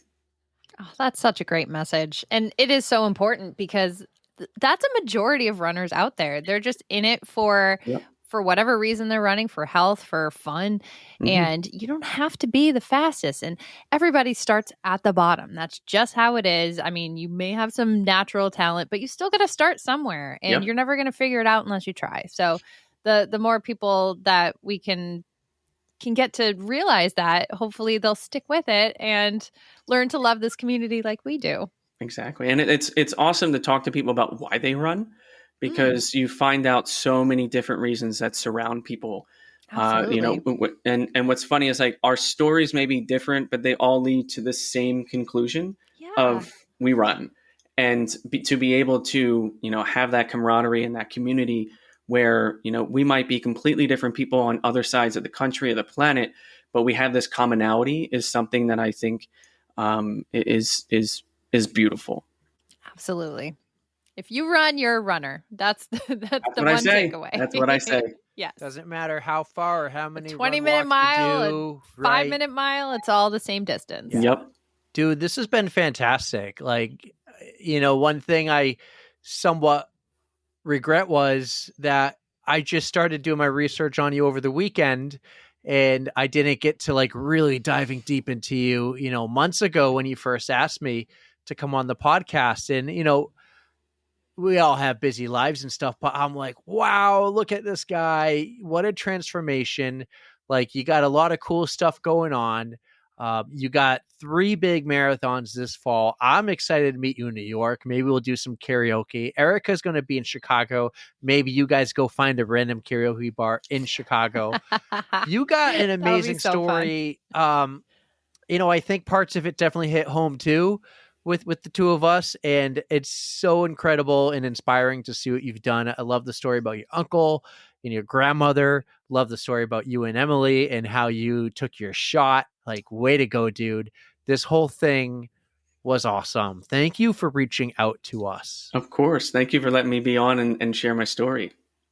And I just want to say thank you for just being so honest with your journey, because it definitely was a struggle. It's always just so personal, and you shared so much with us, and we really appreciate it, especially the part about your mental health. Like, that is it's still a taboo subject. Mhm. And I'm glad that if we can help at all to bring some light to some mental health issues, then I'm so happy we get to do that. So thank you for being honest with us. And, Of course. and for Yeah, sharing I your try to be story. as genuine as possible on my channel, because Absolutely. I can tell when people are not being genuine, and that's one of the things that irks me. So I've always tried to make it a goal to be that kind of person. We really appreciate it, and it shows. That was great. Yeah, I echo everything Erika just said. Fantastic. Mike, that was fantastic, guys. I really hope you enjoyed this. What a guy. What a time talking to him. Mike Brydges on the On the Runs podcast. That was wicked awesome. Thank you so much. Mike, oh my gosh. Thank you so much for being patient for your episode to drop, but also for just sharing all of your amazing stories. And Congratulations. I just looked at your Instagram and saw the announcement. And although you won't be able to do Tokyo, I think this is a pretty good excuse. Yeah. And yeah, new running buddies. We got to love those. Yeah, you're absolutely going to have a blast. Like, first off, get yourself a nice running stroller. And my tip, always lock the front wheel, because sometimes the wheel just go like, so lock the front wheel and then go do 5Ks and stuff with the running stroller. And then you'll hit a day. You will hit a day when your kid's going to run a 5K with you. And it's just going to be absolutely everything, and they're going to love it. Do a big 5K. Don't do a little one. Do a big one with lots of people, a big crowd. We'll get to that, but I just had that experience. Kids are the absolute freaking best. They're also the hardest thing in the world at the same time. So congrats. I'm so excited for you, you and your girlfriend or wife, expecting. She kind of was listening during that episode. You remember? She could hear him talking. And I think at one point she was texting him like, I know what you're talking about. You gotta love that.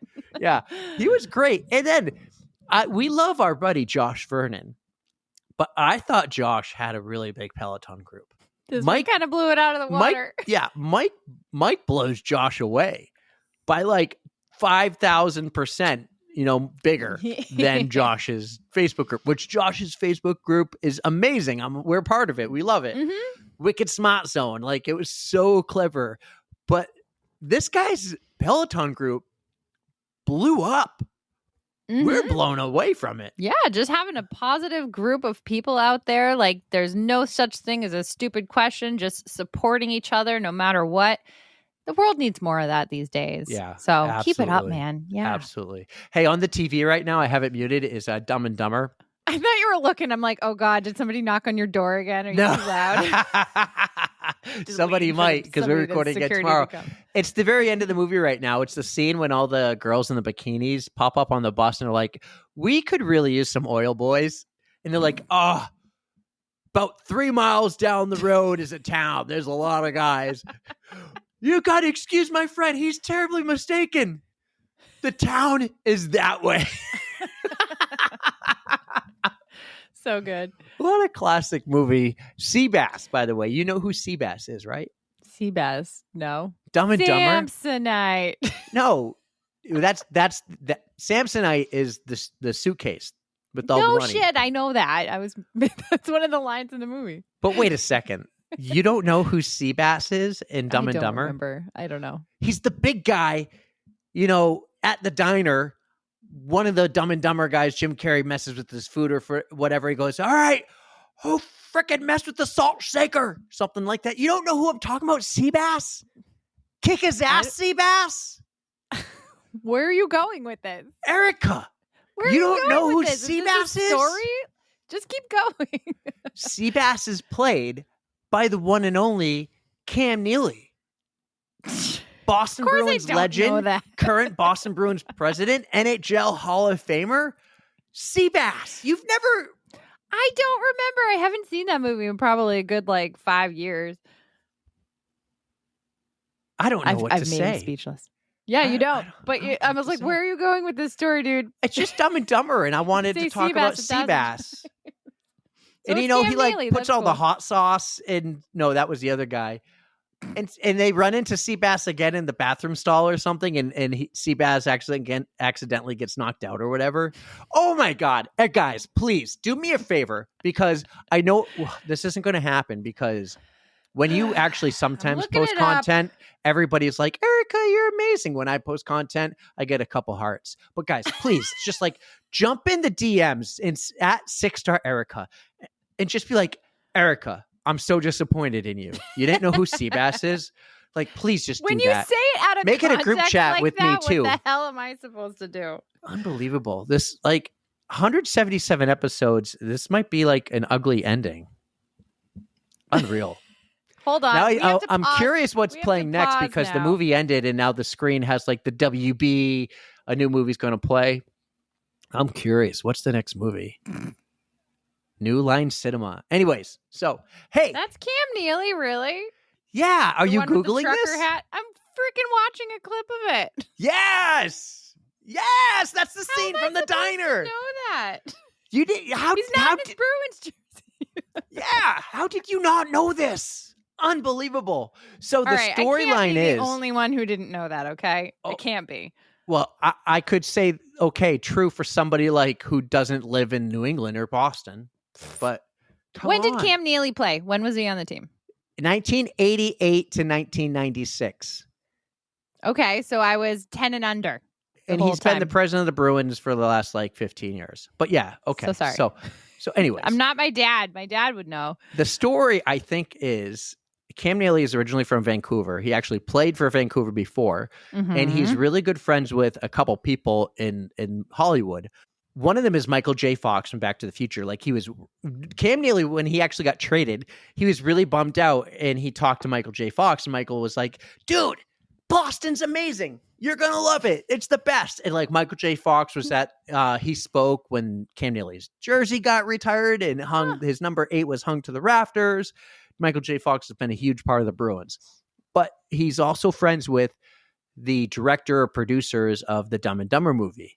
Oh, so that's how they got him in there. And they're just like, hey, could you do a couple scenes? It was in the off season. He goes, sure. It's kind of funny. If we ever had Cam Neely on the podcast, like that's something we're talking about. Okay. And if you ever like when I would rewatch it at that point. When you see Cam Neely walk by, one of the most common things people yell to him besides like fire Sweeney is kick his ass, Seabass. It's a classic. See, I have most definitely heard that phrase, but I don't know if I could have told you it was from Dumb and Dumber because it's been so long since I've seen that movie. Yeah, it's a classic. It's not even my favorite line. Like, the kid in the beginning, like, pretty bird. Yeah, pretty bird. yeah. Like, that one makes me laugh. Pretty bird. Oh, my God. Yep. Yeah, the scene, the snow owl scene. God, and yep. And you had your kids do that for like the yes. for The Halloween. tuxedos for Halloween. It was amazing. So cute. But he walks over, not Jim Carrey, the other one. He walks over to talk to the girl, and he goes, "Nice set of Hooters you got there." And she goes, "Excuse me." He's like, "The owls." Great line. See, classic. All right, we're off the tracks, per the usual. But well, let's talk about what you're doing in DC. I know you're there for work, but like you're also getting some runs in and stuff. Unbelievable. She wants to talk to me about what I'm doing. She wants to hear from me. This is amazing. Let's talk about I love it. No, I don't want to talk about you. I love it. Screw you, dude. I just went on a 10-mile run. So let me walk you through this. I got to the airport 8 minutes before boarding. Which I still can't believe you do, because how you don't have travel anxiety is beyond me. I have to be there at least an hour, and that's an hour before you actually board. So it's really like an hour and 20, an hour and 30 before the plane leaves, or else I'm just like, I freak out. But you don't have to do that at Manchester. You don't I have understand to, but Boston. anyway. I understand like when I leave to go home on Thursday, I'm not going to be walking in 8 minutes before. Like this is Manchester. It's the greatest airport in the world. And the security line was kind of busy. I think I counted 6 people.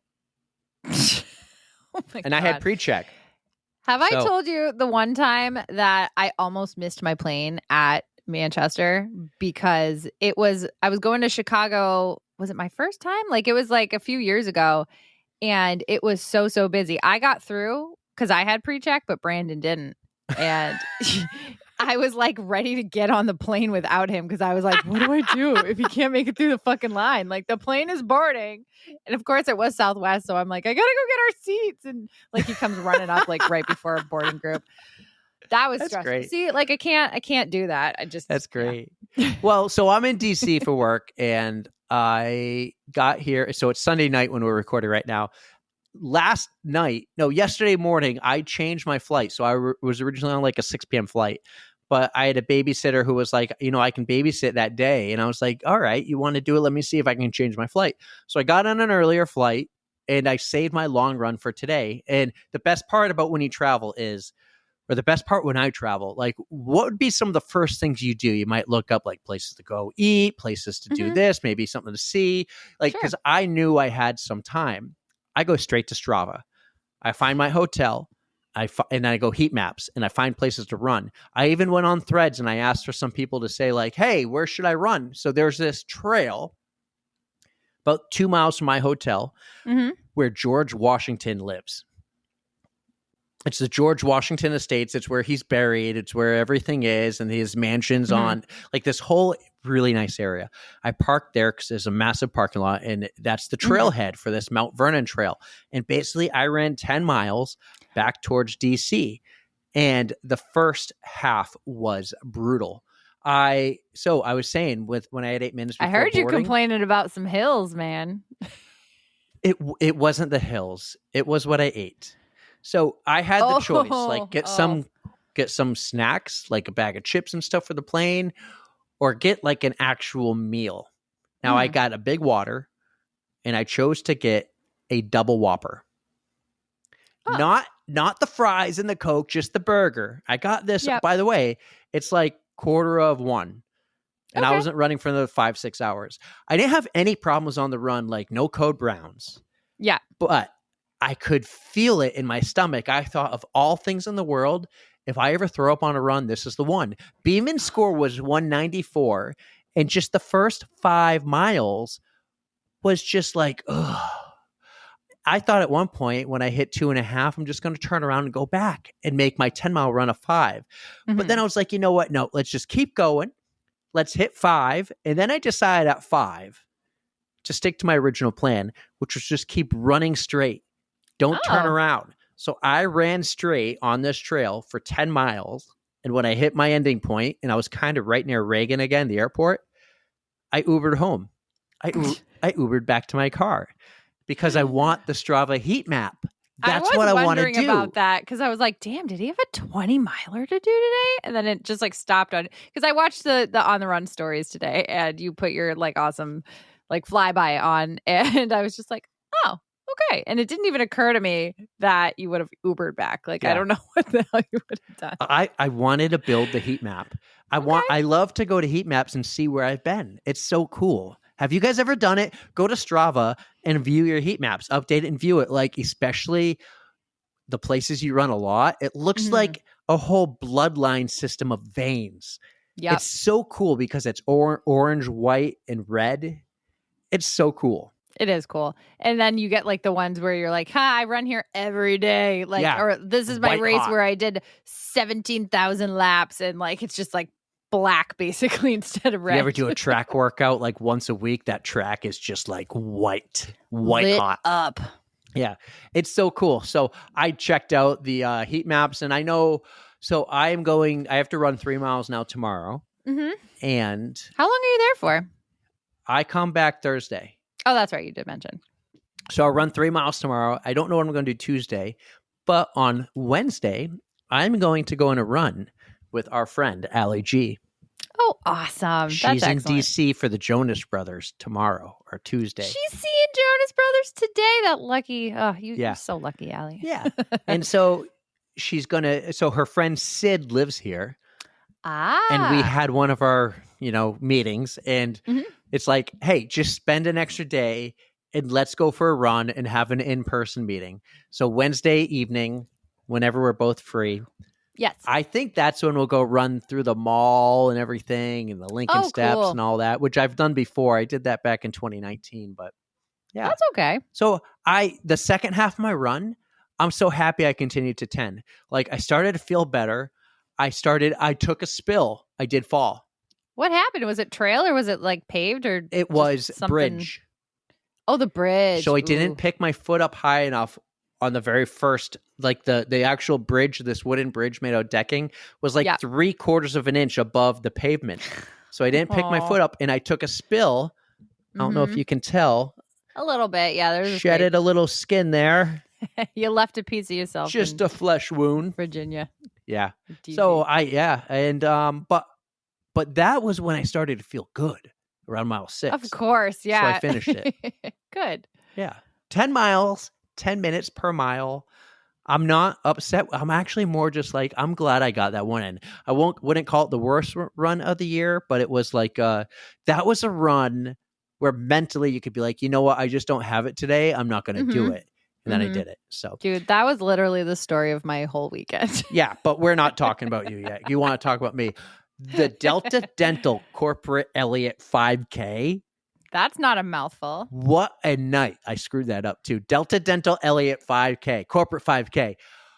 So we do this race almost every year, and it's a blast because it's the largest 5K in New England, or not New England, but New Hampshire.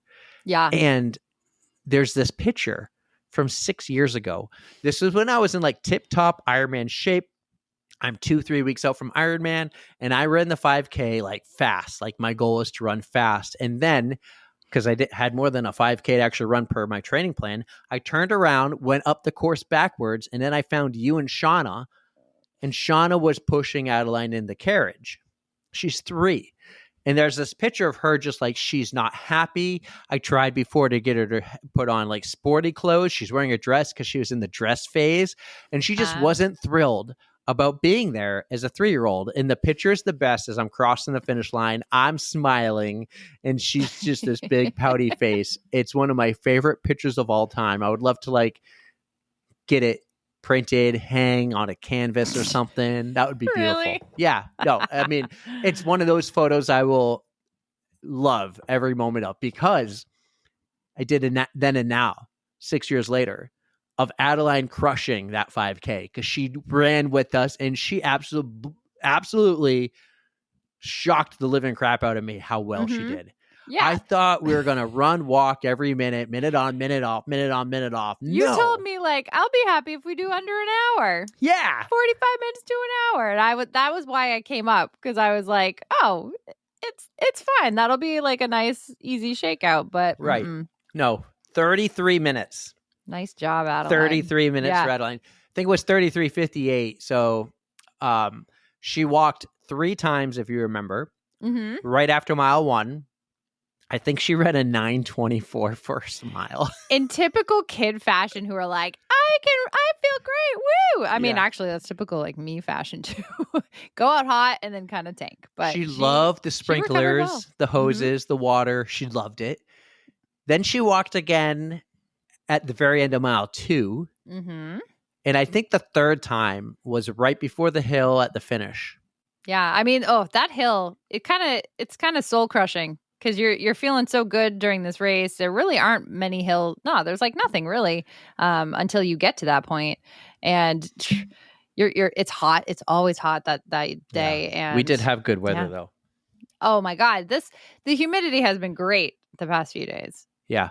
It was She a great handled it so well. Good for her. Yeah. She did unbelievable. She had a blast. She's kind of excited to do more. Perfect. She has a busy schedule, so I don't know when we'll fit it in. There's a Halloween 3K, by the way. Maybe we do that. But this will be fun to get her to go every year and just compare the time. Same race. I love like the freaking crowd made it worth it. Like she loved seeing all the people doing this, all the people running, like close to 4,000 runners. Yeah. That's why that's a perfect one to start with, because it gets them excited. Like there's so much hype behind this. Like everybody's having a good time. There's so many people cheering you on. Because if you would have started with a smaller one, she'd probably be like, meh.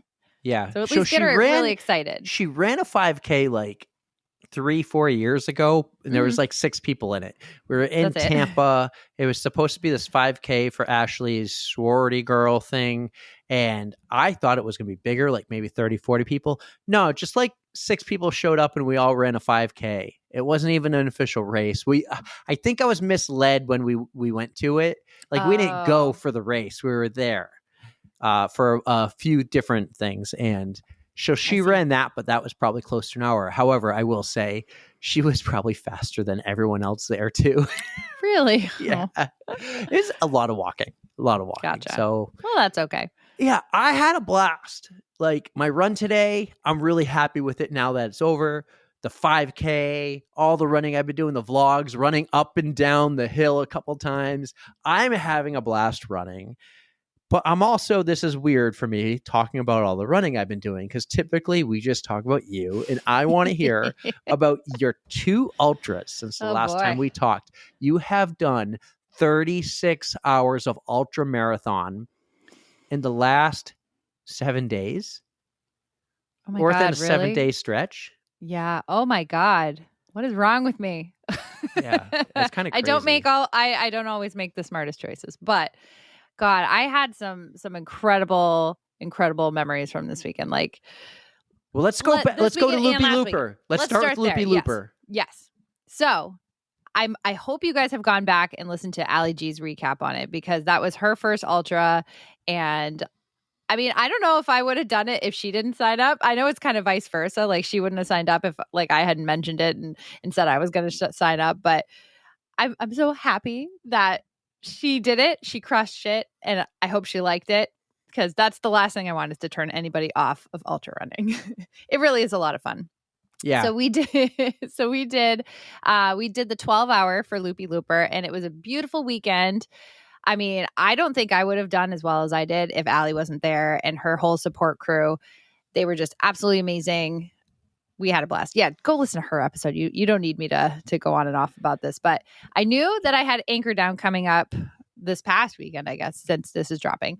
So I didn't really have any big plans for Loopy Looper.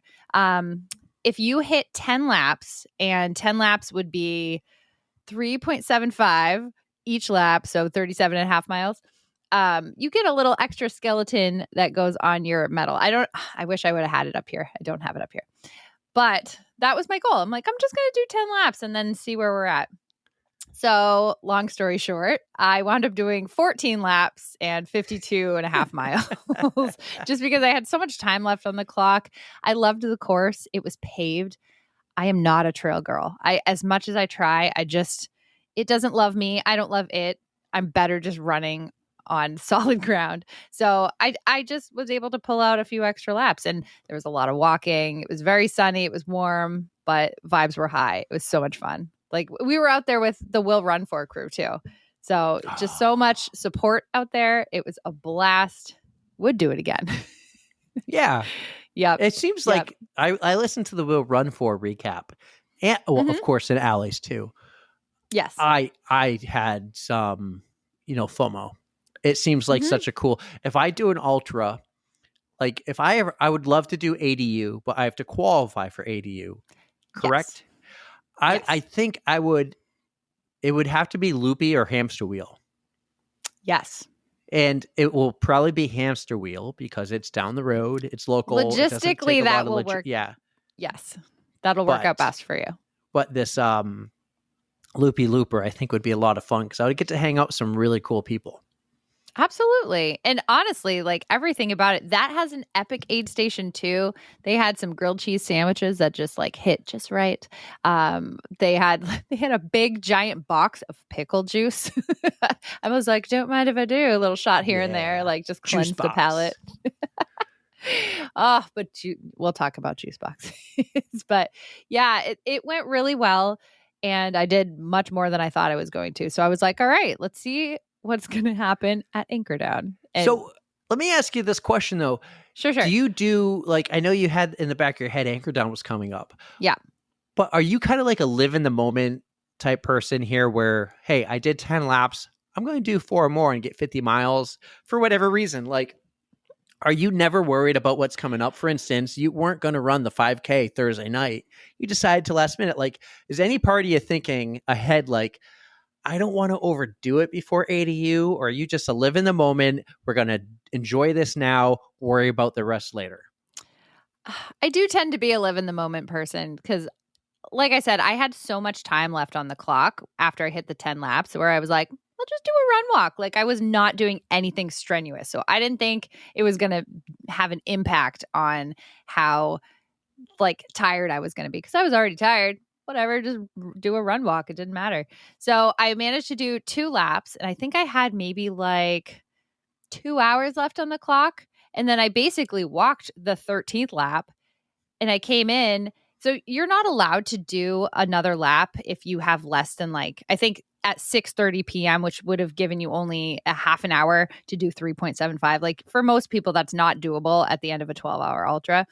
So I came in, I think I had maybe 48 minutes on the clock, and I fucked around on the course. Like, I was like taking pictures, and like, I seriously walked that last lap thinking I'm not going out for another lap. And as I'm finishing the 13th lap, I see Matt, who is one of Allie's pacers. Backline. Shout out to Backline. Shout out. Yep. Matt Vosberg. So he's standing there and he's like, oh, Allie's right behind you. And I turn around. She's literally steps behind me. and she's exhausted, but he's like, we're going out for another lap. And I'm looking at my watch. I'm like, there's like 45 minutes left. And Allie's like, I don't want to. And he's like, we're going. Yeah. So I go, Allie, if you do it, I'll do it. And she just looks at me like, but I talked to Matt, like, what pace are you going for? He's like, we're going to do 10s. And in my mind, I'm like, I can do 10s. So that 14th lap that I entirely was not planning on doing, ran the entire thing. I took off right when he said it because I needed that extra couple of minutes. I was not confident in my ability to keep going. So I took off ahead of Allie and Matt.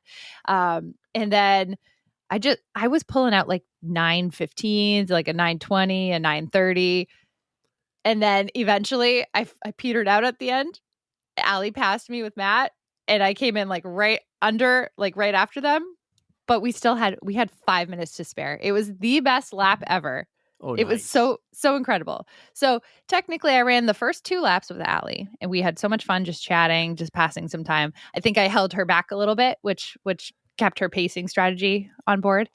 And then that's smart. Yeah. But then this lap, they gave me the boost I needed to bust out another lap. And we're still counting it as running together, even though I was like just trying to freaking floor it because I was like, this is a very bad idea. Why did I do another lap? I shouldn't have done it. So you did 12 hours I did, at Loopy. Yes. Yes. Right. So check that. 52.5 miles in 12 hours. Anchor down. I had 24. I didn't think I was going to hit 100. I was aiming for like 80. The best I could do, I did 100K. That's 6. I think it went over like 63.7. Anchor down was a total different story. It was so was it like, was it time because it started at 7 p.m. and you're up all day? Like, when did you feel like shit? Like, were you good at night, but the next day, 7 a.m. to 7 p.m. was that bad? Like, I know you were texting a little bit at times and like, guys, it's just bad. Mm-hmm. I think you had some stomach issues, but what do you think it was? Was it the miles you put on your legs the week before at Loopy? Or do you think it was like just food, nutrition? What went on at ADU here for your first 24? Well, my race basically tanked on the way down in the car. I was having some serious like indigestion, just that pain that's like right under your like rib cage. And I was like, I don't feel that great. And then I get there, I sat up. I'm like starting to eat like some dinner. Like I had a sandwich and I'm just like, I don't feel right. Like just that one spot right in the middle was just like awful. I got as much sleep as I possibly could. I slept until 9:00 on Friday morning. I had my alarm set at 10. I think I was just so excited, but I had my morning poop. So I was ready to go. I don't know what it was. I think I was just so ready to go that I didn't even eat breakfast and I had a Red Bull. I'm blaming the Red Bull on this. Oh, should have had Celsius. Well, either way, I had that without eating. And I think that kind of just like upset things. But like before I even started, I don't know. I don't know what the fuck happened. So I was just very disappointed with the way that it ended up happening. But the weather was probably the most perfect weekend ADU since I've been there that ADU has had. And you have been there for a few of them. I think my second year I did in 12 hours, I had like 53 miles. It was that kind of weather. Super low humidity, beautiful temperatures, absolutely like full moon, gorgeous. And I just couldn't do it, man. Like I would go run and I'm like, okay, I can't decide if I need to shit or if I need to puke. And luckily there were no code browns, but there were some close calls. Like, it was there's porta potties there, Erika. You don't need to shit your pants. No, well, the ones that are right at the top of the when you get off the trail, those were closed until 7 a.m. because they wanted clean toilets just for the 24-hour runners. So there were some times where I'm like, why aren't these open yet? It's 6:48. Please open these. Oh man. But it was not my personal best ADU, even though the weather was great, but I stuck to it the best I could. I really did. So my question was going to be like, when did you quit? Or did you just take a nap Like, did you go till 7 p.m.? Oh, there were no naps. No naps were had during Anchor Down. Okay, because there was a period of silence in the group chat, and it was like the classic, Zonka, you dead? And I was like, I bet she's sleeping. No, I actually, during a lot of races, I get annoyed when my phone just keeps dinging from notifications. Okay. So I'll turn do not disturb mode on. That's what I was going to say. You have ways, like, you took over the On the Runs account for something, not ADU, and I was blowing people up with a message that was at Loopy, and I was like, dude, stop it. But turn off your notifications, dude. Like, but I don't know if I turn off I have no those, notifications. I only see the DMs when I open up Instagram. It's just like you, ding, ding, ding, ding, ding for everything you have. But turn them off. But it was only for your. Well, because I did a copy paste for the raffle night the day before. Before. I found that out the hard way. And then a lot of people just started chatting, and so you didn't have to have your notifications on to post stories. Like, oh my God. But hey, they're like, it's so hard. I'm like, you just don't try, or you don't find the ways around it or something. I don't know. I found a way around it. I put on do not disturb mode. So good. I just could listen to my music. Good.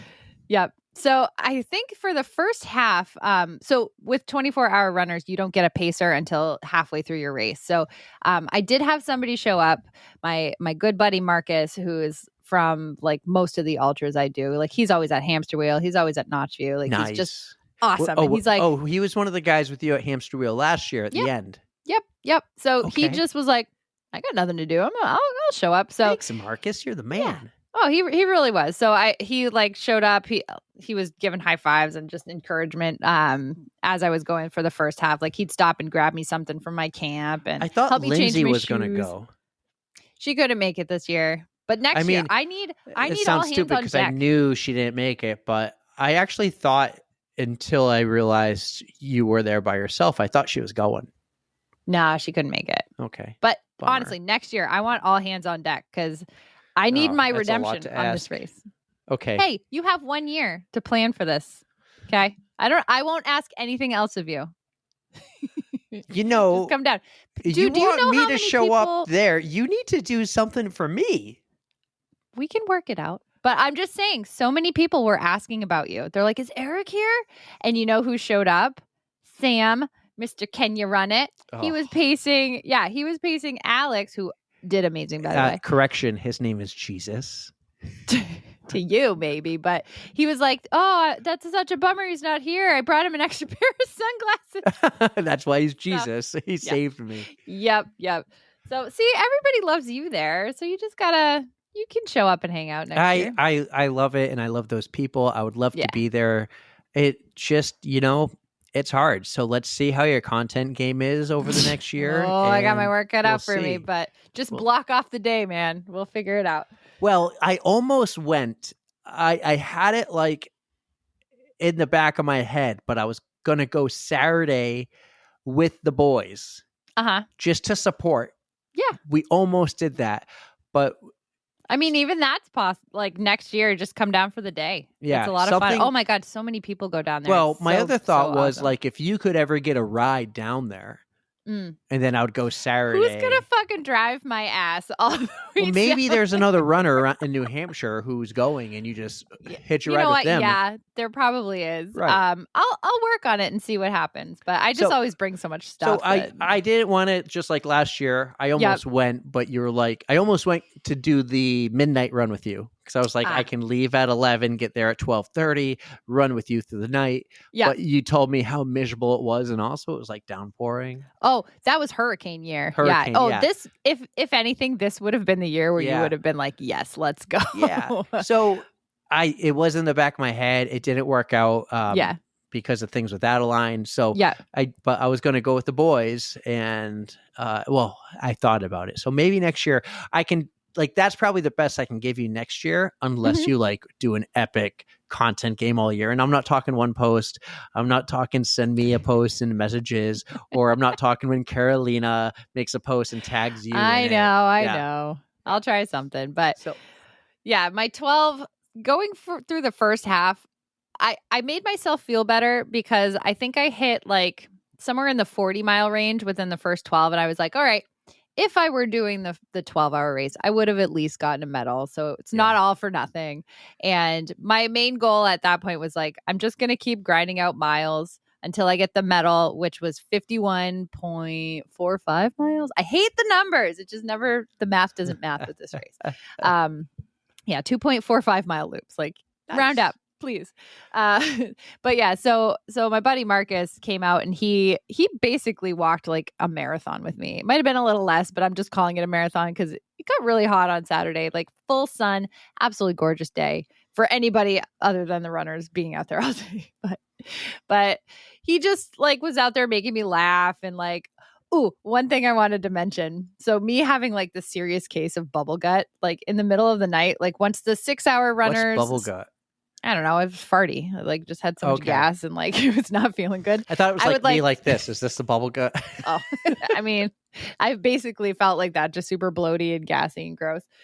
But I was out on the trail. I'd keep like looking behind me for lights and I'd be like doing these little like farts and it was making me feel better. So I didn't really care. So yes, I trusted farts after mile, whatever. Nice. But there was a woman. You broke a code brown commandment, but it worked out in your favor. I took a gamble. Yeah. But there was a woman I made friends with who, like we had shared some Tums. Like she was like, does anybody have antacids? What was I'm her like, name? I got some. Oh, I don't know if I want to drop it because. Well, but I think is she on Instagram? I think she tagged us in a few things. Her name is Kim. I don't know. That I don't think that's Not who from it was. No. So I've actually met her at a bunch of different ultras, but it was so funny. She would pass me. She would say like, "How are you feeling?" And I'm like, "Oh, I'm doing okay." Like I was walking most of that point. But then like she'd get a little bit ahead, and I would hear like like everybody just out there farting. I swear this race, something was wrong with like everybody had a little something wrong. Nobody was feeling super great this weekend, even though the weather was awesome. But yeah, those little things like that kept me going just because you need a little laugh. You need a little something. Right. How were the people there? I saw Candace was there. Jen was there. Was Juice Box Guy there? Of course. Shout out Ainsley and Zach. And they're so great. They always put one in like the little like ice chest that they have for the popsicles. They always put one in there and they're like, we got one chilling for you. I was like, thank you. What a moment. I was like, great. What a moment and connection and friendship we've made with them for that. It's just like you see, you know, you're going to see them every year and they know you. It's actually not Juice Box. It's the Capri Sun. It's a Capri Sun. But we call him Juice Box Guy. I can't tell you like how happy I get when I see the juice boxes because it's just a little sugary treat. Yeah. Like just something to back to episode 2 when we met him originally. That was my first. Katie goes, Juice Box Guy. Yeah, they're amazing. Right. How was Jay? Did you get to hang out and talk to Jay? I didn't talk to him too much, but he gave me some serious congratulations finishing when I finally decided to finish. And this race was totally like it was a mental game and another one where like I could do one more lap. I'll do one more lap. Yeah. And Jay, shout out to him like so much because he had the Dell's like the frozen lemonade truck. He's like, all right, guys, the lemonade truck's gonna be at the finish line from 3 to 4:30. And so in my head, I was out there like walking laps with Marcus, and I was like, okay, I'm gonna do 2 more laps because it takes me 50 minutes to walk a lap, and I'm gonna make it this many laps, and then I will get my frozen lemonade like right before the truck leaves. And I managed to do it. So before my last lap, I go through and I go, I got one more, guys. I'm gonna get my lemonade. So they're like, Erika Hamill's going out on her lemonade lap. Yeah. They are so good there. They just hype everyone up. Like no matter where you're at in the race, like they'll just shout you out and like just be proud of your accomplishments. Right. So his mustache looked amazing. Honestly, he looks great with a mustache. We were talking about that after because I had set up a lawn chair after I finished and I was drinking a beer and we were just like watching the runners go by. So these were people who were finishing up like their 100 miles. People had like 90 miles. What time on did their you leg. actually finish that? I finished slightly under 21 hours. So I did leave a little time left on the clock, but I was fucking done. But Like you have to call it, right? And so once you call it, you can't go do more. I've never tried because with the 12-hour, like I just basically ran out the clock, but I got my medal, so I told them I'm done. Yeah. So I don't know if they like deactivated my chip at that point, but I'm sure if they deactivated it, I could get it reactivated because I got them to do that at Notchview when I thought I was finished, but then I went out for the beer lap. So I was like, Nice. This one's counting. Yeah. Well, oh man. I'll be honest. Yeah. You seem more cheery about it than I was expecting you to be. I think it's because I'm not of the mad. people. I'm sad. Yes, the people are so incredible. I had to make a quick list. So to begin with, I set up right next to Celeste and all of her friends like Ashley and Craig and Liz and like Was just Art there? No, Art hasn't been at Anchordown.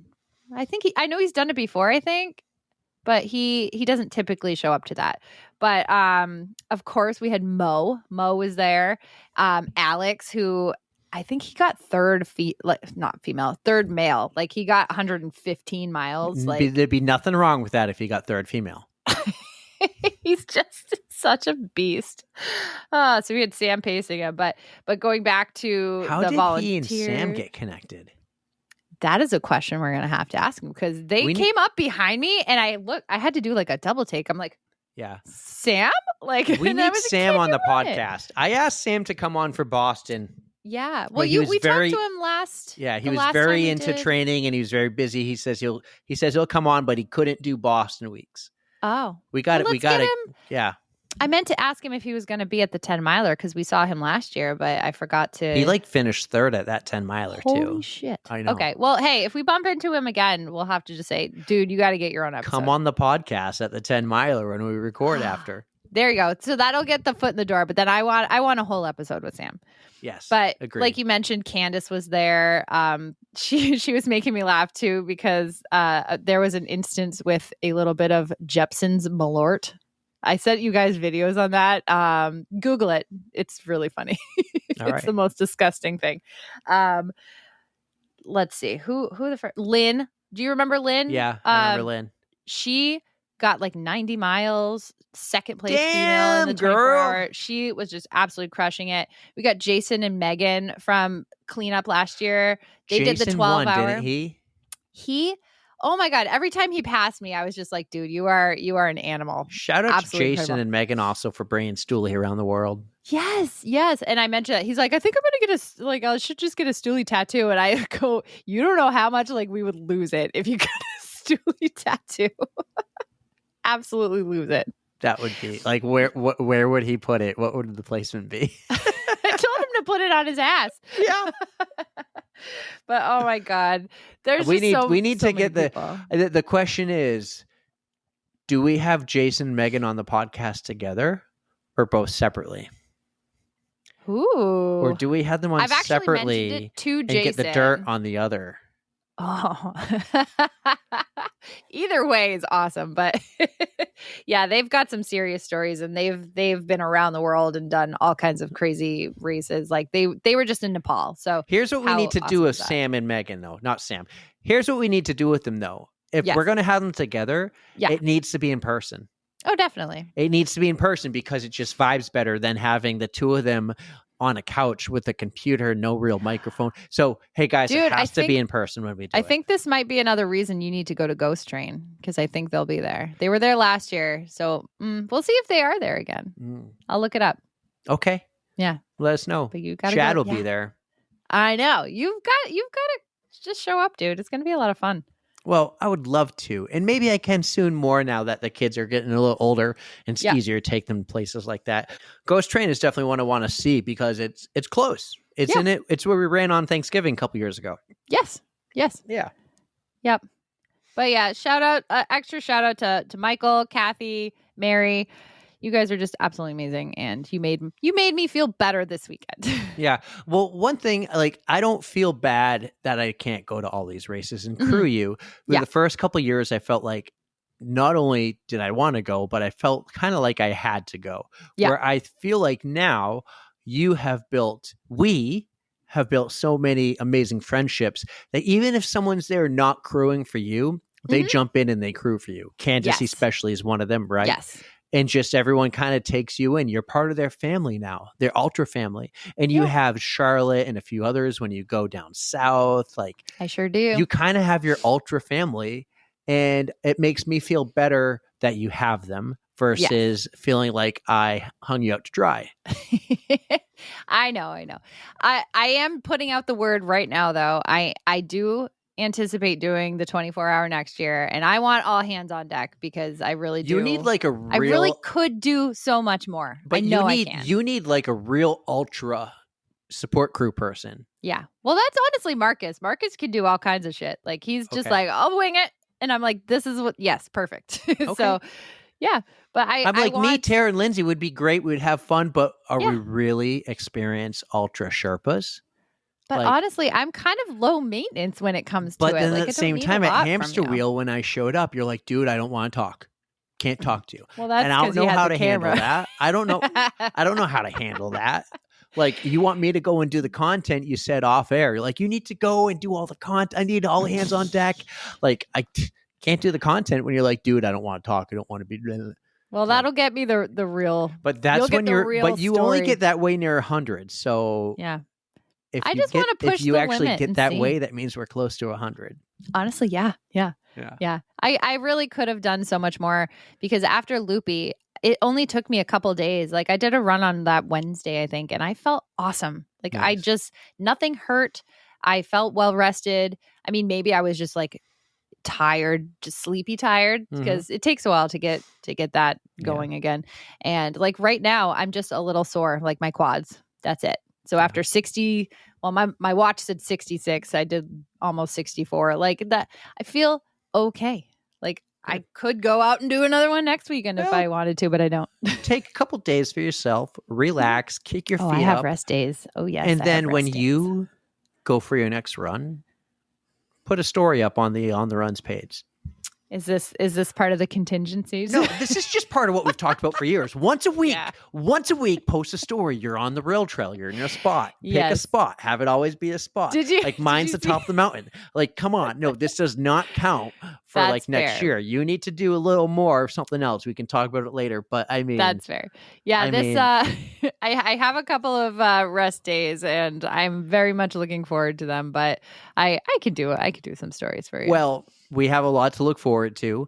The New Hampshire 10 miler will be there. More details on that soon of where we'll actually be recording, what time, before and after, or both, or one or the other. Well, definitely after. Yes. Also, I don't have the details for you guys yet, but I am telling you, save the date. September 18th. That's a Thursday night. Save the date. That's going to be a huge night for us, guys. Don't go anywhere far, especially if you're local in New Hampshire. We have some big news to drop later about something coming up in March. You're running the Chicago Marathon in 61 days. I'm running the New York City Marathon in 82 days. Guys, the raffle night was a huge success. We made about $4,000, and I have just about 1,000 to go in fundraising. Oh, incredible, dude. Right? Congratulations. But I have to get that number by September 1st. So you can still go on the fundraising link in my show notes, and you can put $1, $5, $50, or $1,000, whatever you want. And let's go, you guys. I'm not going to be disappointed if I don't hit it, because I'm just going to pay the rest myself. But I mean, everything helps that makes me pay a little less. So I got to hit it by September 1st. We will have the September 18th event. We will have a raffle, and some of that money raised will still go towards my New York City fundraising. So you've already crushed your goal. Yep. No worry about me. I have to September 1st. So only a couple weeks. Damn, dude. Oh man. This summer has just flown by. It's really hard to believe, but I want to shout out I do know some people have donated recently. I want to shout them out. Pterodactyl is one of them, of course. Steve Mr. 305 threw me a donation. Patrick Lieber just threw me a donation. Jay Duncan did. I know I'm missing one or two others. So I want to thank Right Sox and My Race Tats for throwing in donations and also being the presenting sponsor of the Tros. They're amazing. We are going to talk to someone from Right Socks soon. Thank you, Sam from Bear Butt Wipes, by the way, for supporting the raffle night. Ian won the Bear Butt Wipes, and Very Tara nice. won the Firefly. That was legit. I'm going to end you on this story about the raffle night. It was controlled chaos. There were so many people, and there were so many prizes. So Jen is yelling all the numbers, and you had to be present. But I knew Tara wanted the Firefly, and she was planning on coming until last minute. She got Red Sox tickets. She goes, I'm not coming. I go, that's fine. Do you still want me to buy you some tickets and throw them in? So I did that for her. She threw me $40, and I grabbed the tickets, and two other people did the same thing. I will never do this again, by the way, because this was extremely difficult, but I want to shout out 4 people I did this for. Patrick Lieber. I'm sorry, Patrick, you didn't win a thing. Chad Zimmerman, the Clydesdale runner, Ryan Painter, and Tara Pterodactyl. So the second prize was my race hats. And I got the camera out. I want to get whoever wins my race hats. And Jen yells a number like blah, blah, blah, 840, blah, blah, blah, 840, going once. And I'm like, how the hell is it the second prize and whoever won is not even here and they're not going to win my race hats? And I think to myself, wait a second. I dig my hand in my pocket. I pull out the tickets and I'm like, oh, that's me. Sorry. So that was Ryan Painter. Oh, awesome. And then it happened again for the UFOs gift card. And I'm like, okay, who's going to win? And she's yelling the number like 52, going once, going twice. And she looks at me and she goes, are you sure this isn't you? And I'm like, oh, wait. Oh, it is me. Holy cow. I forgot. So I wasn't even paying attention because I'm grabbing the gifts and walking them over to Jen. Yeah. And I'm grabbing the gifts and walking over. There was a few of us doing it one by one. Adeline was helping. It was amazing. So when the Firefly came up, I was like, I got to step aside here because I had a lot of tickets in and I knew somewhere Tara, somewhere Chad, somewhere Patrick, or, Yep. And Tara won. We had 3 Fireflies to give away. Tara won the first one. I was like, my job is done. I feel bad that Patrick didn't win anything because Patrick donated and then he donated his book and then he donated again. So that was awesome. Laura won his book. You remember Laura Lena's cousin? Of course. She won the other day. Yeah, she won the book. So it was cool. We had over 80 prizes. It was really cool. Jen did an amazing job. It was just controlled chaos. We were in the back of the backyard. Yep. And it was kind of cool for the 45 minutes we announced all the winners. It was packed because people would come from where they're sitting to see if they won. And it was really cool. Yuki was there and we met some of her friends. Scott Black showed up. They won a whole bunch of stuff, Yuki's whole table of friends. They're in the vlog. They'll be in the vlog. That will be week 2. Oh, I'm so excited to watch. Yeah. Guys, check out the vlog. Drops tonight. If you're listening now and you're like, this is a 2.5-hour episode and it's no longer Tuesday, it's Wednesday. The vlog is out on the YouTube channel. Go like and subscribe it, please. Subscribe and like these videos. It means so much to me. And I really want to grow the YouTube aspect. I would love to do more content like this of our trips, our things we do. Video vlogs would be just amazing. We'll do it at Boston Weeks. I want others to start taking over the stories and the Instagram content. I still want to be posting on that daily in Reels, but I really want to dive down YouTube here. It's another challenge. It's another thing, another step. You are just all over the place, man. So it's a challenge for you to post more stories and Reels now. I will try. All right. Well, this was fun catching up with you. Mike was amazing. I'm happy you're still alive after all those ultras. Take a few rest days. I am amping up. I'm going to I'm going to run tomorrow and then Wednesday again. I'm really excited. And then we got a couple more. Next week's going to be huge. Next week is going to be huge. It's an amazing episode we already recorded. It was fantastic. I'm so excited. So it was like a dream come true. So we got a lot of good stuff coming. Yeah. Amazing things happening, guys. Thank you for sticking around the ride. 177 episodes. So many exciting things to come. You guys rock. Erika, take us home. There's so many episodes. I can hardly keep track of the numbers. I'm so glad that you can. But thank you guys so much for listening. As always, we love you. Don't fear the code brown. And And don't forget to stretch. 3, 2, 1.